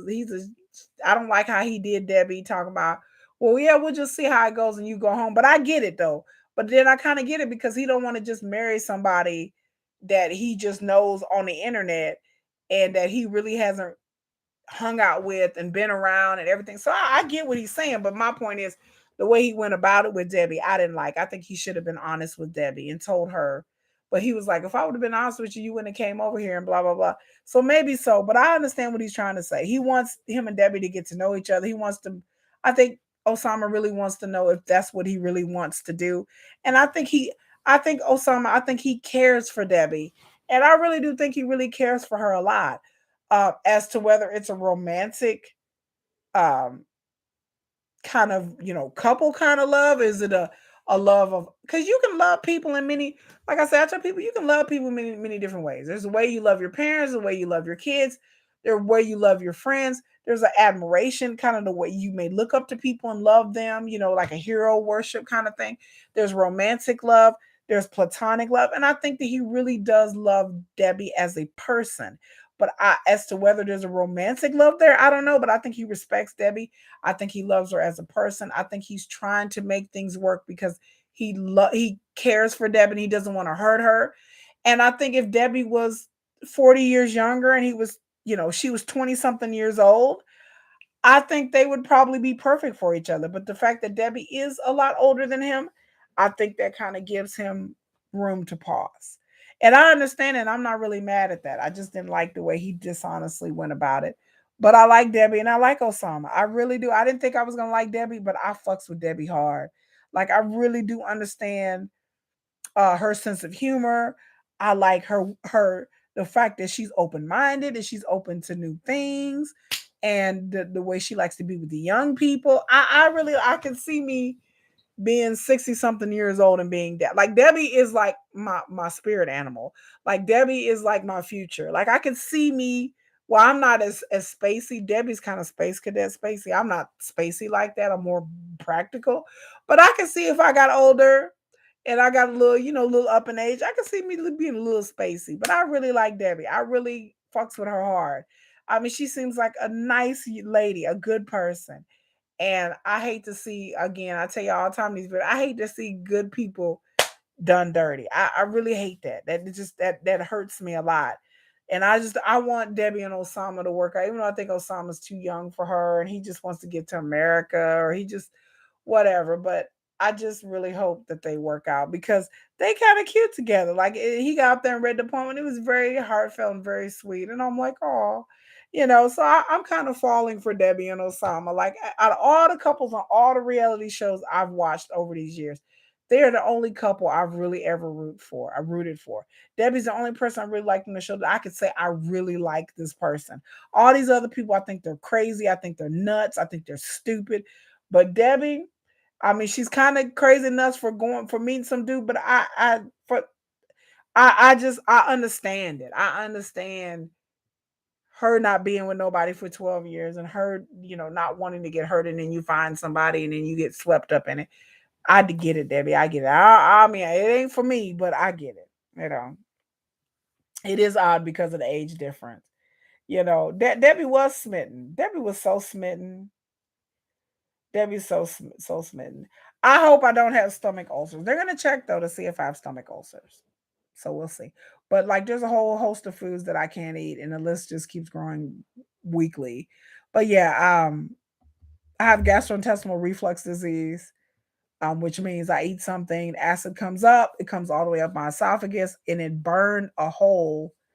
Um, that the acid keeps coming up my stomach through my esophagus to the point where it's burned a small hole, not a big hole, but a small hole at the bottom of my esophagus. And again, it's something that on the surface is not a big deal, but when you're eating and the acid keeps coming through the hole and it burns and it causes heartburn and it makes it feel like you're having a heart attack because it just hurts my chest so bad. And it's to the point where I eat certain things and I can't lay down. And then some of the food is like irritating that hole and it's irritating the top of my stomach. So it just feels like a really tight, full feeling. And then here comes the heartburn because it's like your body try to compensate by adding more acid to it because it's trying to dissolve the food. And so yeah, the acid is tearing up my esophagus. Like I can feel it like in my throat. It feels like there's a big lump in my throat, and then it feels like I can't swallow. And then like my ears start to burn, like it affects and then it feels like I have vertigo because it affects my inner ear. Like the acid gets in my inner ear, and so it affects like my ears itch a lot. Like I'm always like digging in my ears um, because the acid reflux affects a lot of things. It affects I have coughs at night. It affects I didn't know that what you have an acid reflux, it can get in your lungs and cause pneumonia. Like I didn't know that was a thing, but I was like, holy crap. So I didn't know that was a thing, but that's a thing. And then it can cause you to cough because your food and the acid gets stuck in there and I lay down at night and I cough, and I cough and I thought I was getting sick and they were like, no, it's an acid reflux cough. So I have that to deal with. So I try not to eat after 7 o'clock. I try not to eat and lay down. Um, I don't eat orange juice, pineapples, anything citrusy. I don't eat peanut butter, icing, anything that has a lot of thick icing or heavy things that are really, really dense. I can't really eat those. I'm lucky because I eat a strict diet anyway, so I don't eat a lot of breads. But if I ate like a normal person, it would probably be 10 times worse. But I don't eat breads, I don't eat sugar, I don't eat carbs, I don't eat rice, I don't eat potatoes. So I don't eat all those foods that would cause heartburn. I don't eat spicy foods. I'm not into tomato sauce, spicy foods. I don't eat a lot of that. I eat a lot of salad. I eat recently a lot of soups. I've been like on the soup diet for the past week. I've been eating nothing but soups and salads because that's pretty much all I can digest at this point. I tried to eat some grits the other day. I tried to like make some runny grits and it caused nothing but burning. My eyes were watering and I was coughing and I was like, no grits for me, even though I don't normally eat it, but I just thought I'd try it because I was so desperate and hungry. I don't eat chips. I don't eat fried foods because people with gastric problems, you don't eat fried foods either. And I don't need any of that stuff normally. I'm just me. I just me. I just me. So I eat a very healthy diet. But like I said, recently sheer weight loss, my stark weight loss is because I've been eating soups and salads and I've stopped eating solid foods basically.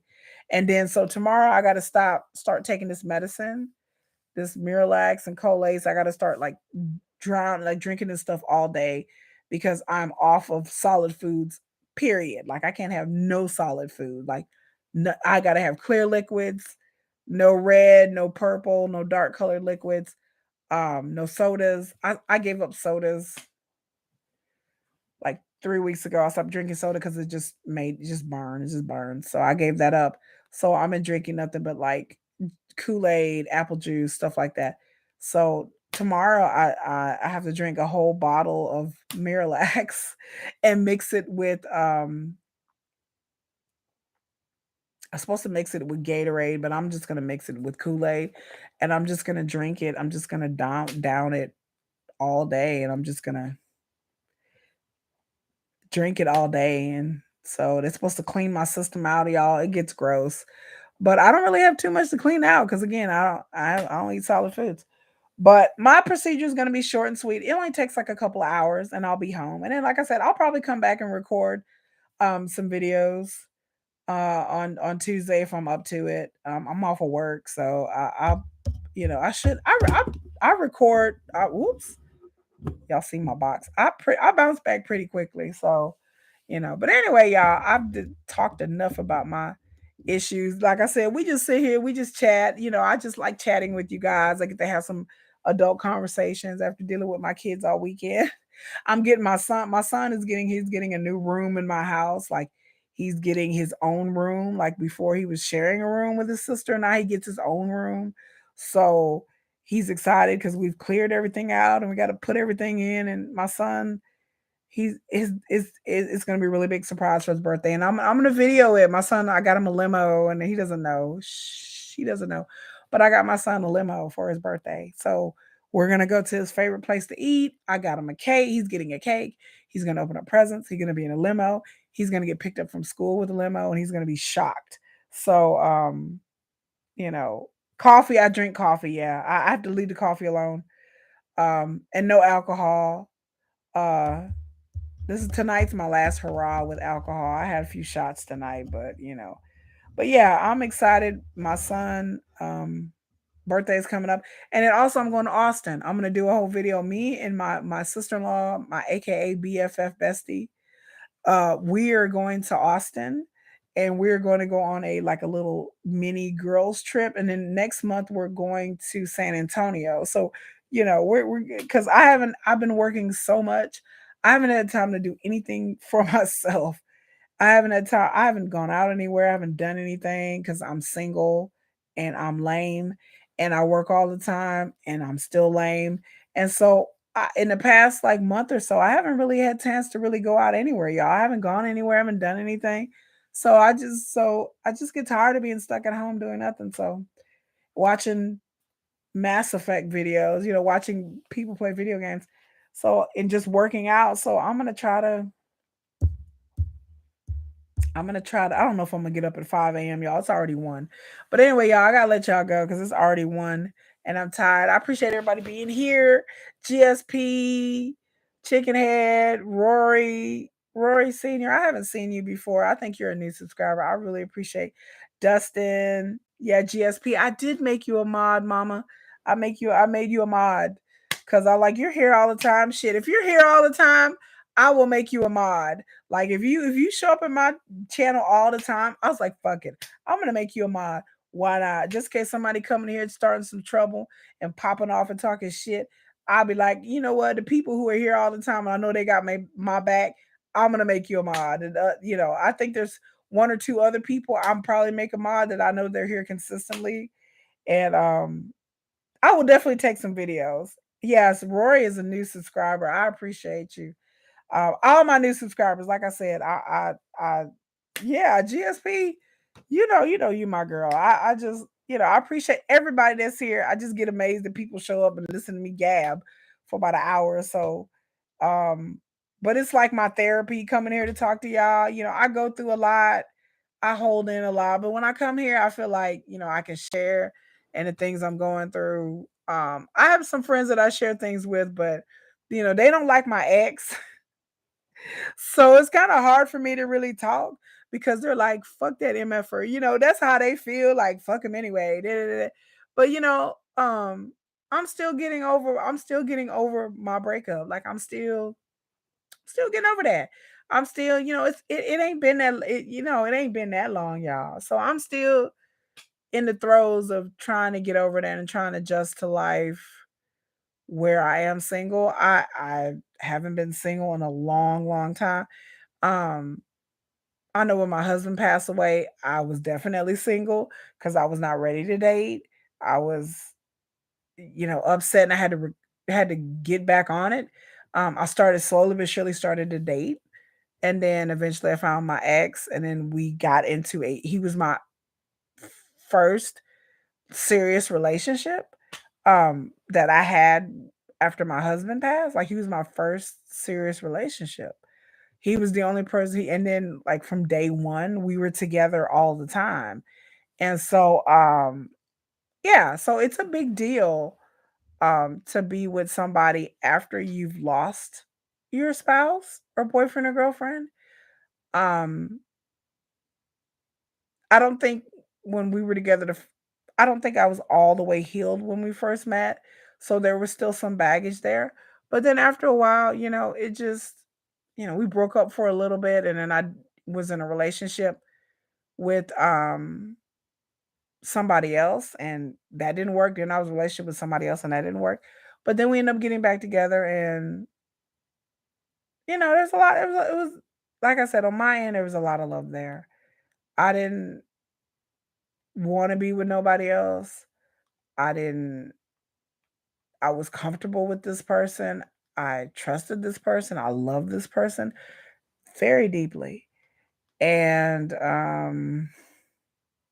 now I understand it's for the best that we're not together because it got to be a dysfunctional, toxic situation that I didn't realize it was dysfunctional and toxic until now. Hindsight is an MF for y'all. Hindsight is 2020, and I just realized that I GSP's been single for 3 years now. Rory said you've been single since 2013 when you got sick. You got sick, Rory. How did you get sick? Um, Now y'all, yeah, I'm gonna take some travel videos. Now y'all got me interested. How do you be single for 3 years, GSP? I have the longest I've ever been single in my entire life, besides when my husband passed away. I don't really count that because that was just kind of like a period of like a year of me trying to get over things. Um, So I was single for a year, but I like I said, I had a lot of therapy and things to go through. Grief is a motherfucker. But besides that, the longest I've ever been single is maybe like a month, maybe a month or two. I have not been single a lot. Like this is very new to me. I did not bank on being single. I thought the person that I was with that we were going to be together till we were old. Like I thought we were going to grow old together. I thought we were going to be married eventually. I just stupidly stupidly thought that this person would we would never no matter what our problems are and our differences are and that we've had issues, we've had our problems, but I thought we'd fight through our problems and we fought through our problems before and then we've always ended up back together and with each other. And we had a great relationship where we got along, we didn't fight, and everything was good. But everything was good is because I didn't press the issue. I realized that it was me not demanding what I should have got. And then once I started to do that, then he just kind of like didn't want to be in a relationship anymore because he realized that I wasn't one to be run over anymore. And then he was kind of like, okay, I really got to actually step up and do stuff now. Oh hell no. I think that was kind of like the attitude. And yeah, I didn't, I just realized that that's the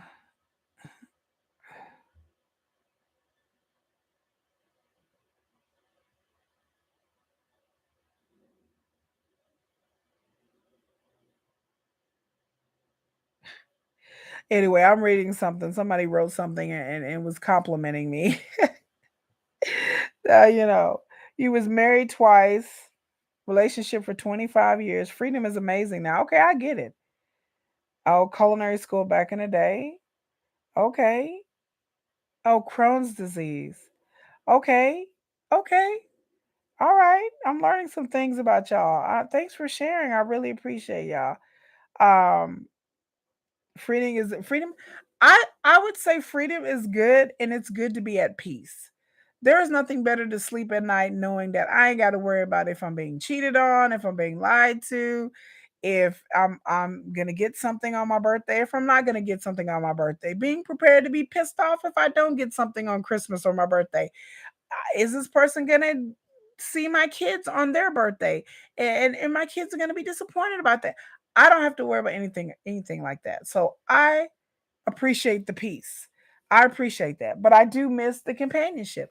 I miss the fact that me and my ex were friends. We were really friends. I felt like we were friends. I felt like my ex was like that. At the end of the day, I could tell my ex anything. That at the end of the day, if I was bothered about something or upset about something, in the beginning we had that kind of relationship that, I feel like I could tell him anything. And knowing that he would listen to me, and we would, whether it be silly, we could be silly together. And I just enjoyed having the same space as my ex. And that's what I miss. I enjoy us just watching true crime shows together, or us ordering food, us laughing, me making him laugh, because y'all know I'm hilarious. I get everybody up here laughing. And I just miss the companionship. Um, I really do. I just miss that when we were together and it was good. It was really good. It was really, really, really good. And I just m- miss him as a person. But then I think, was it even real? I don't even know what was real anymore in our relationship. And this is the second time I felt that. I don't know if my ex really loved me. I don't know if my ex really cares. I don't know if my ex really misses me. He said he does, but he says he stays away to try to, help me, and I get it, because he can't offer me what I need in a relationship. But then I think, well, can anybody really offer me what I need in a relationship? Because, like, again, I've been on dating apps and all kinds of shit, and that's seems like an empty well of bullshit nothingness. So I'm just thinking to myself, you know, am I ever going to find somebody that I love and care for, and that I get along with, and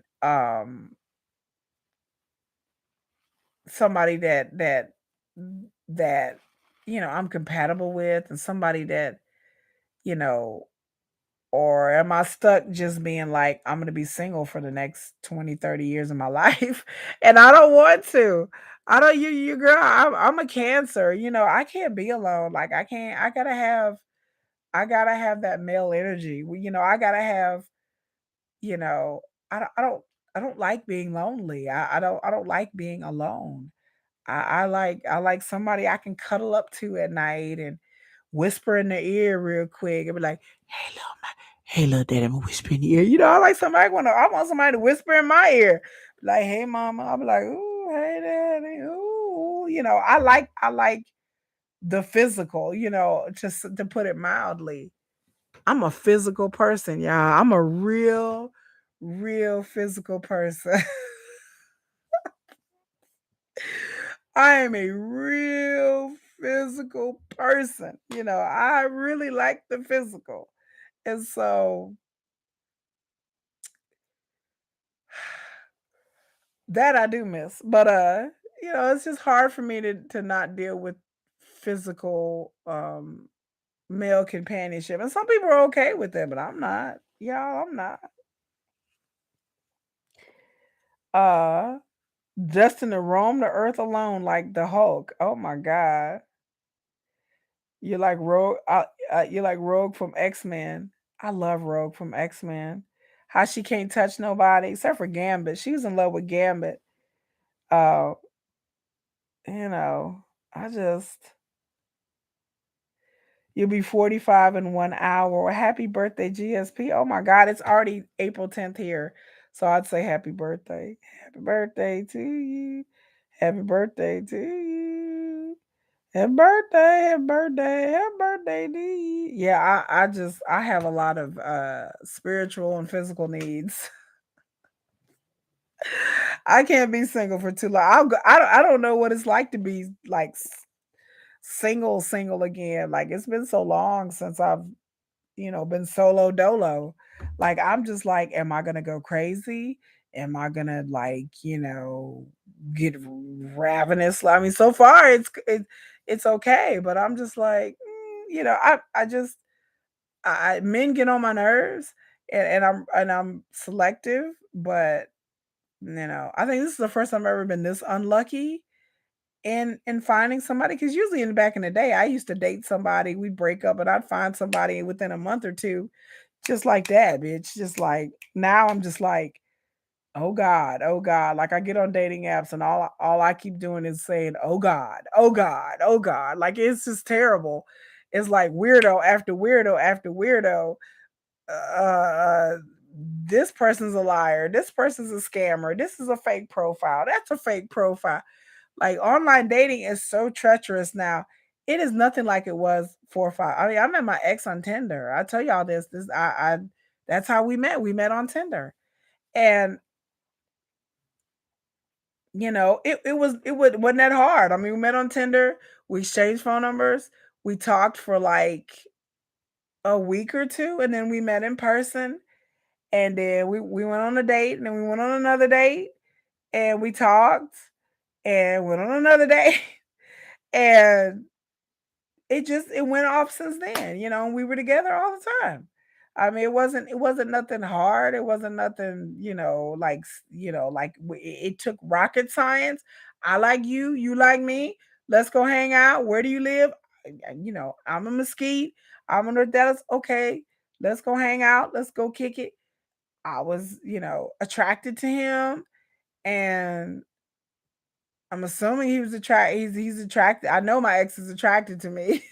I know my ex is really attracted to me. My ex used to tell me all the time, like he was like always very like flirtatious and touchy. For my ex find me very sexy and attractive. Like that wasn't the issue at all.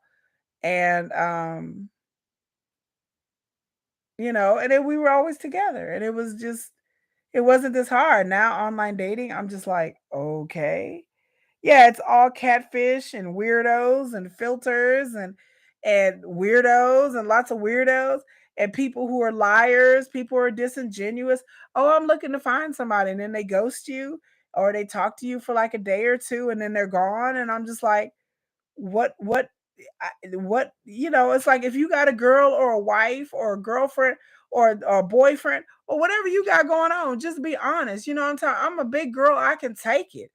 Just be honest. If you're seeing somebody else or you're living with somebody else, just come out and say, look, I'm seeing somebody else, I'm living with somebody, I got a wife. I may be down for it. I'm not really looking right now for somebody's serious relationship. So it's like I'm just looking to date and have some fun and go out or whatever. So there's no reason you ain't got to lie to kick it, Craig. Like you don't have to lie. You just have to be honest about your intentions and what you want.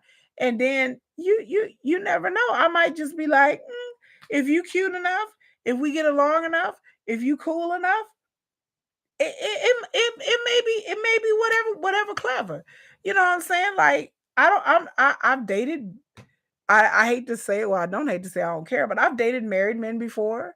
It wasn't a thing. I wasn't serious. He wasn't serious. It was just companionship. It's just I wanted somebody to go out with and hang out with and kick it with.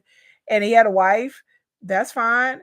I mean, it wasn't, but my point is just don't come into a situation where one person is wanting one thing, but your situation and you want something else, and you're lying to the other person about what you're hiding, saying, I really want this and really want that, but really you're not in, but really you don't.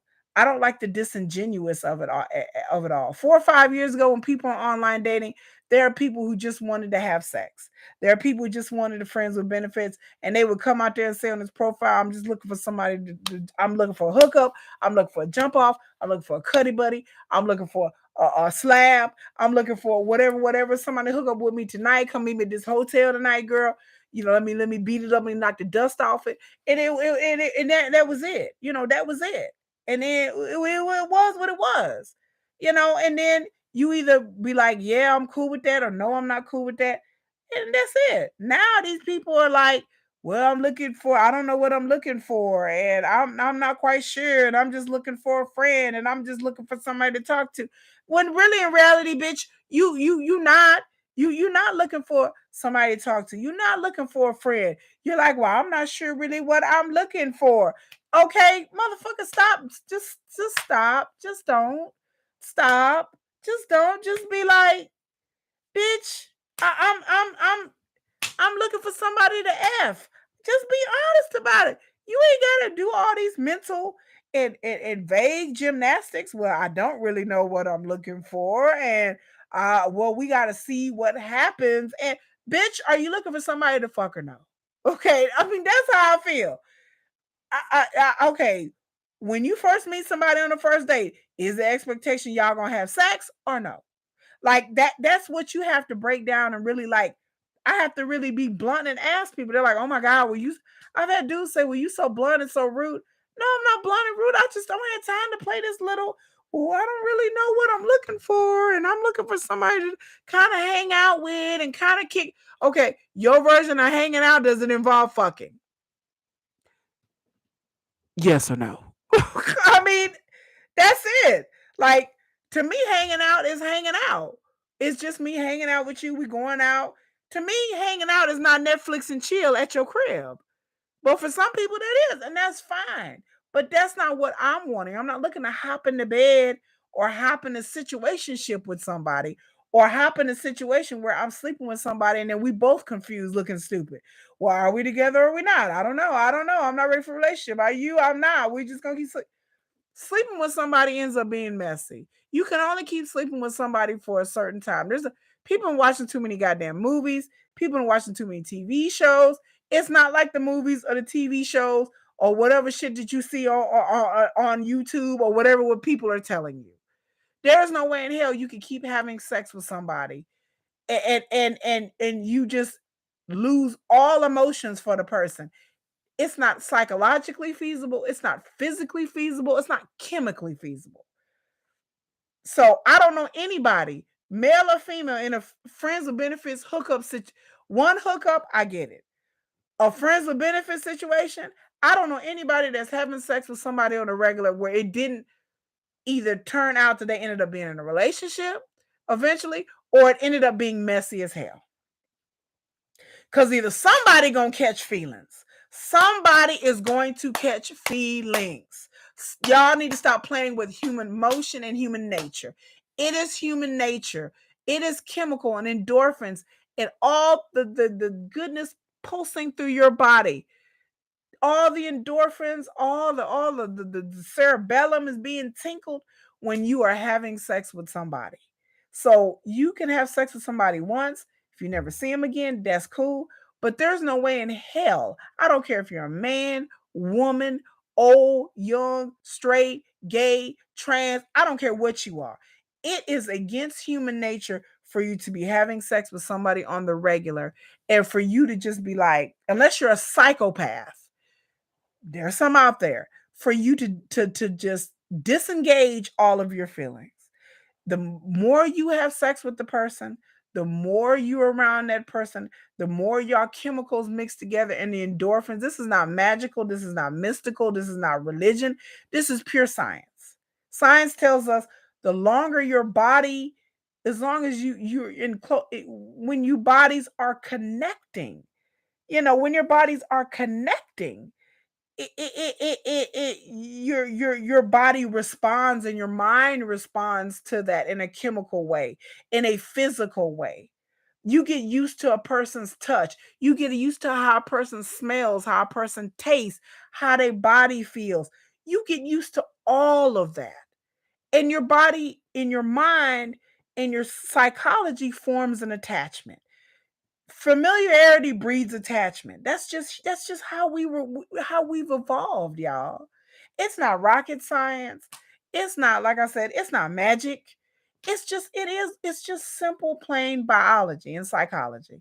It's just the way we were wired. We were not hardwired to be like bunny rabbits where we just indiscriminately have sex and just having sex over and over again with somebody and we're like mindless animals or robots. That's not how it works. You have sex with somebody, your chemicals are mixing with their chemicals. Eventually, you're going to get used to that and you're going to set into a semblance of coziness. Now, people have different timetables as to when that settles in. Some people, it's maybe a month or two. Some people, it's maybe 6 months. Some people, it's maybe a year. But I don't know anybody that is in a situationship or FWB where they've been FWB for months where somebody has to end it. Somebody ends up ending it because they didn't caught feelings, or the other person caught feelings, so they figure they have to end it. Why? Because you're dumb if you think that you're gonna get on a dating app, find a friends with benefits, and it's just gonna be that because oh, I'm not emotionally ready for a relationship. If you are not emotionally ready for a relationship, I strongly believe that you should not be out seeking an FWB. You should maybe hook up with different people or just not do it. You should heal your own baggage, ideally. Heal yourself. Let yourself go through grief. Let yourself miss the other person. Let yourself do all of that. But having a FWB is just a rebound. It's just a rebound. It's just a sex rebound. That's all it is. It's not anything more, anything less. It's just another version of a rebound. So whether you have a relationship with this person or not, if you're on the regular having physical intimate relationships with this person, eventually, eventually your psychology is telling you this is like a rebound. It's a rebound situation whether people want to admit it or not. Again, folks, this is biology and psychology. I've read this shit, studied this shit. You can look it up, Google it all the time. That FWBs does not work. Somebody gets hurt in the end. Either both of you or one of you, or you end up having to end it because both of y'all are catching feelings and you're not ready for a relationship. If you're not ready for a relationship, then you shouldn't be ready to be having sex with somebody on the regular. You just don't do it because you're gonna get confused. You're gonna get your feelings hurt. You're gonna hurt somebody else's feelings. You're gonna waste somebody's time. They're gonna waste your time. Something one all some of those or all of those are gonna happen to you. You're going to be in a situation where you don't even know what to think, what to feel. You're going to feel confused. Nobody wants to be dealing with somebody, whether it's a physical relationship or not, where they're confused, where they are sitting there thinking, it feels good, it feels right, but then I don't know if I'm really ready for a relationship. I don't know if I'm really still over my ex, and I don't really. That's too much mental gymnastics for some sex. That's just you doing too much. You're doing too much. To me, ain't no sex worth me being confused and my feelings hurt and and I don't know what's going on and I have no control over the situation and I'm asking them, they're asking me, and we don't know, and that's too much confusion. I don't want to get out of a dysfunctional toxic relationship to fall into another dysfunctional and toxic sex ship. Okay. Like you're going from the frying pan into the fire. Like don't do it. Don't do it. I know people get lonely and people have needs and all that. Trust me, I get it. Trust me. But to me, my physical needs is not enough for me to mess up my emotional needs. It's not enough to mess me up here. It's not worth it. No, no, I don't care how good the sex is. It's not worth it. It's not worth it. So don't do it, people. So that's all I gotta say. I'm fixing to go to bed, y'all. It is 1:18 in the morning. I was supposed to be up at 5, y'all, but I'm not gonna make it. I just work out after work. Be up at I'll be up at 5:40 in the morning, y'all. But I've experienced less sleep. I've experienced worse. But anyway, you guys, I appreciate everybody being here. Y'all good night. Hopefully I gave y'all some things to think about. I had to come on here and talk about Mahmoud and Nicole and telling y'all what Egyptian people that I know and Muslims that were telling me about this stupid ass relationship. But good night, y'all. I appreciate it. Bye. Good night.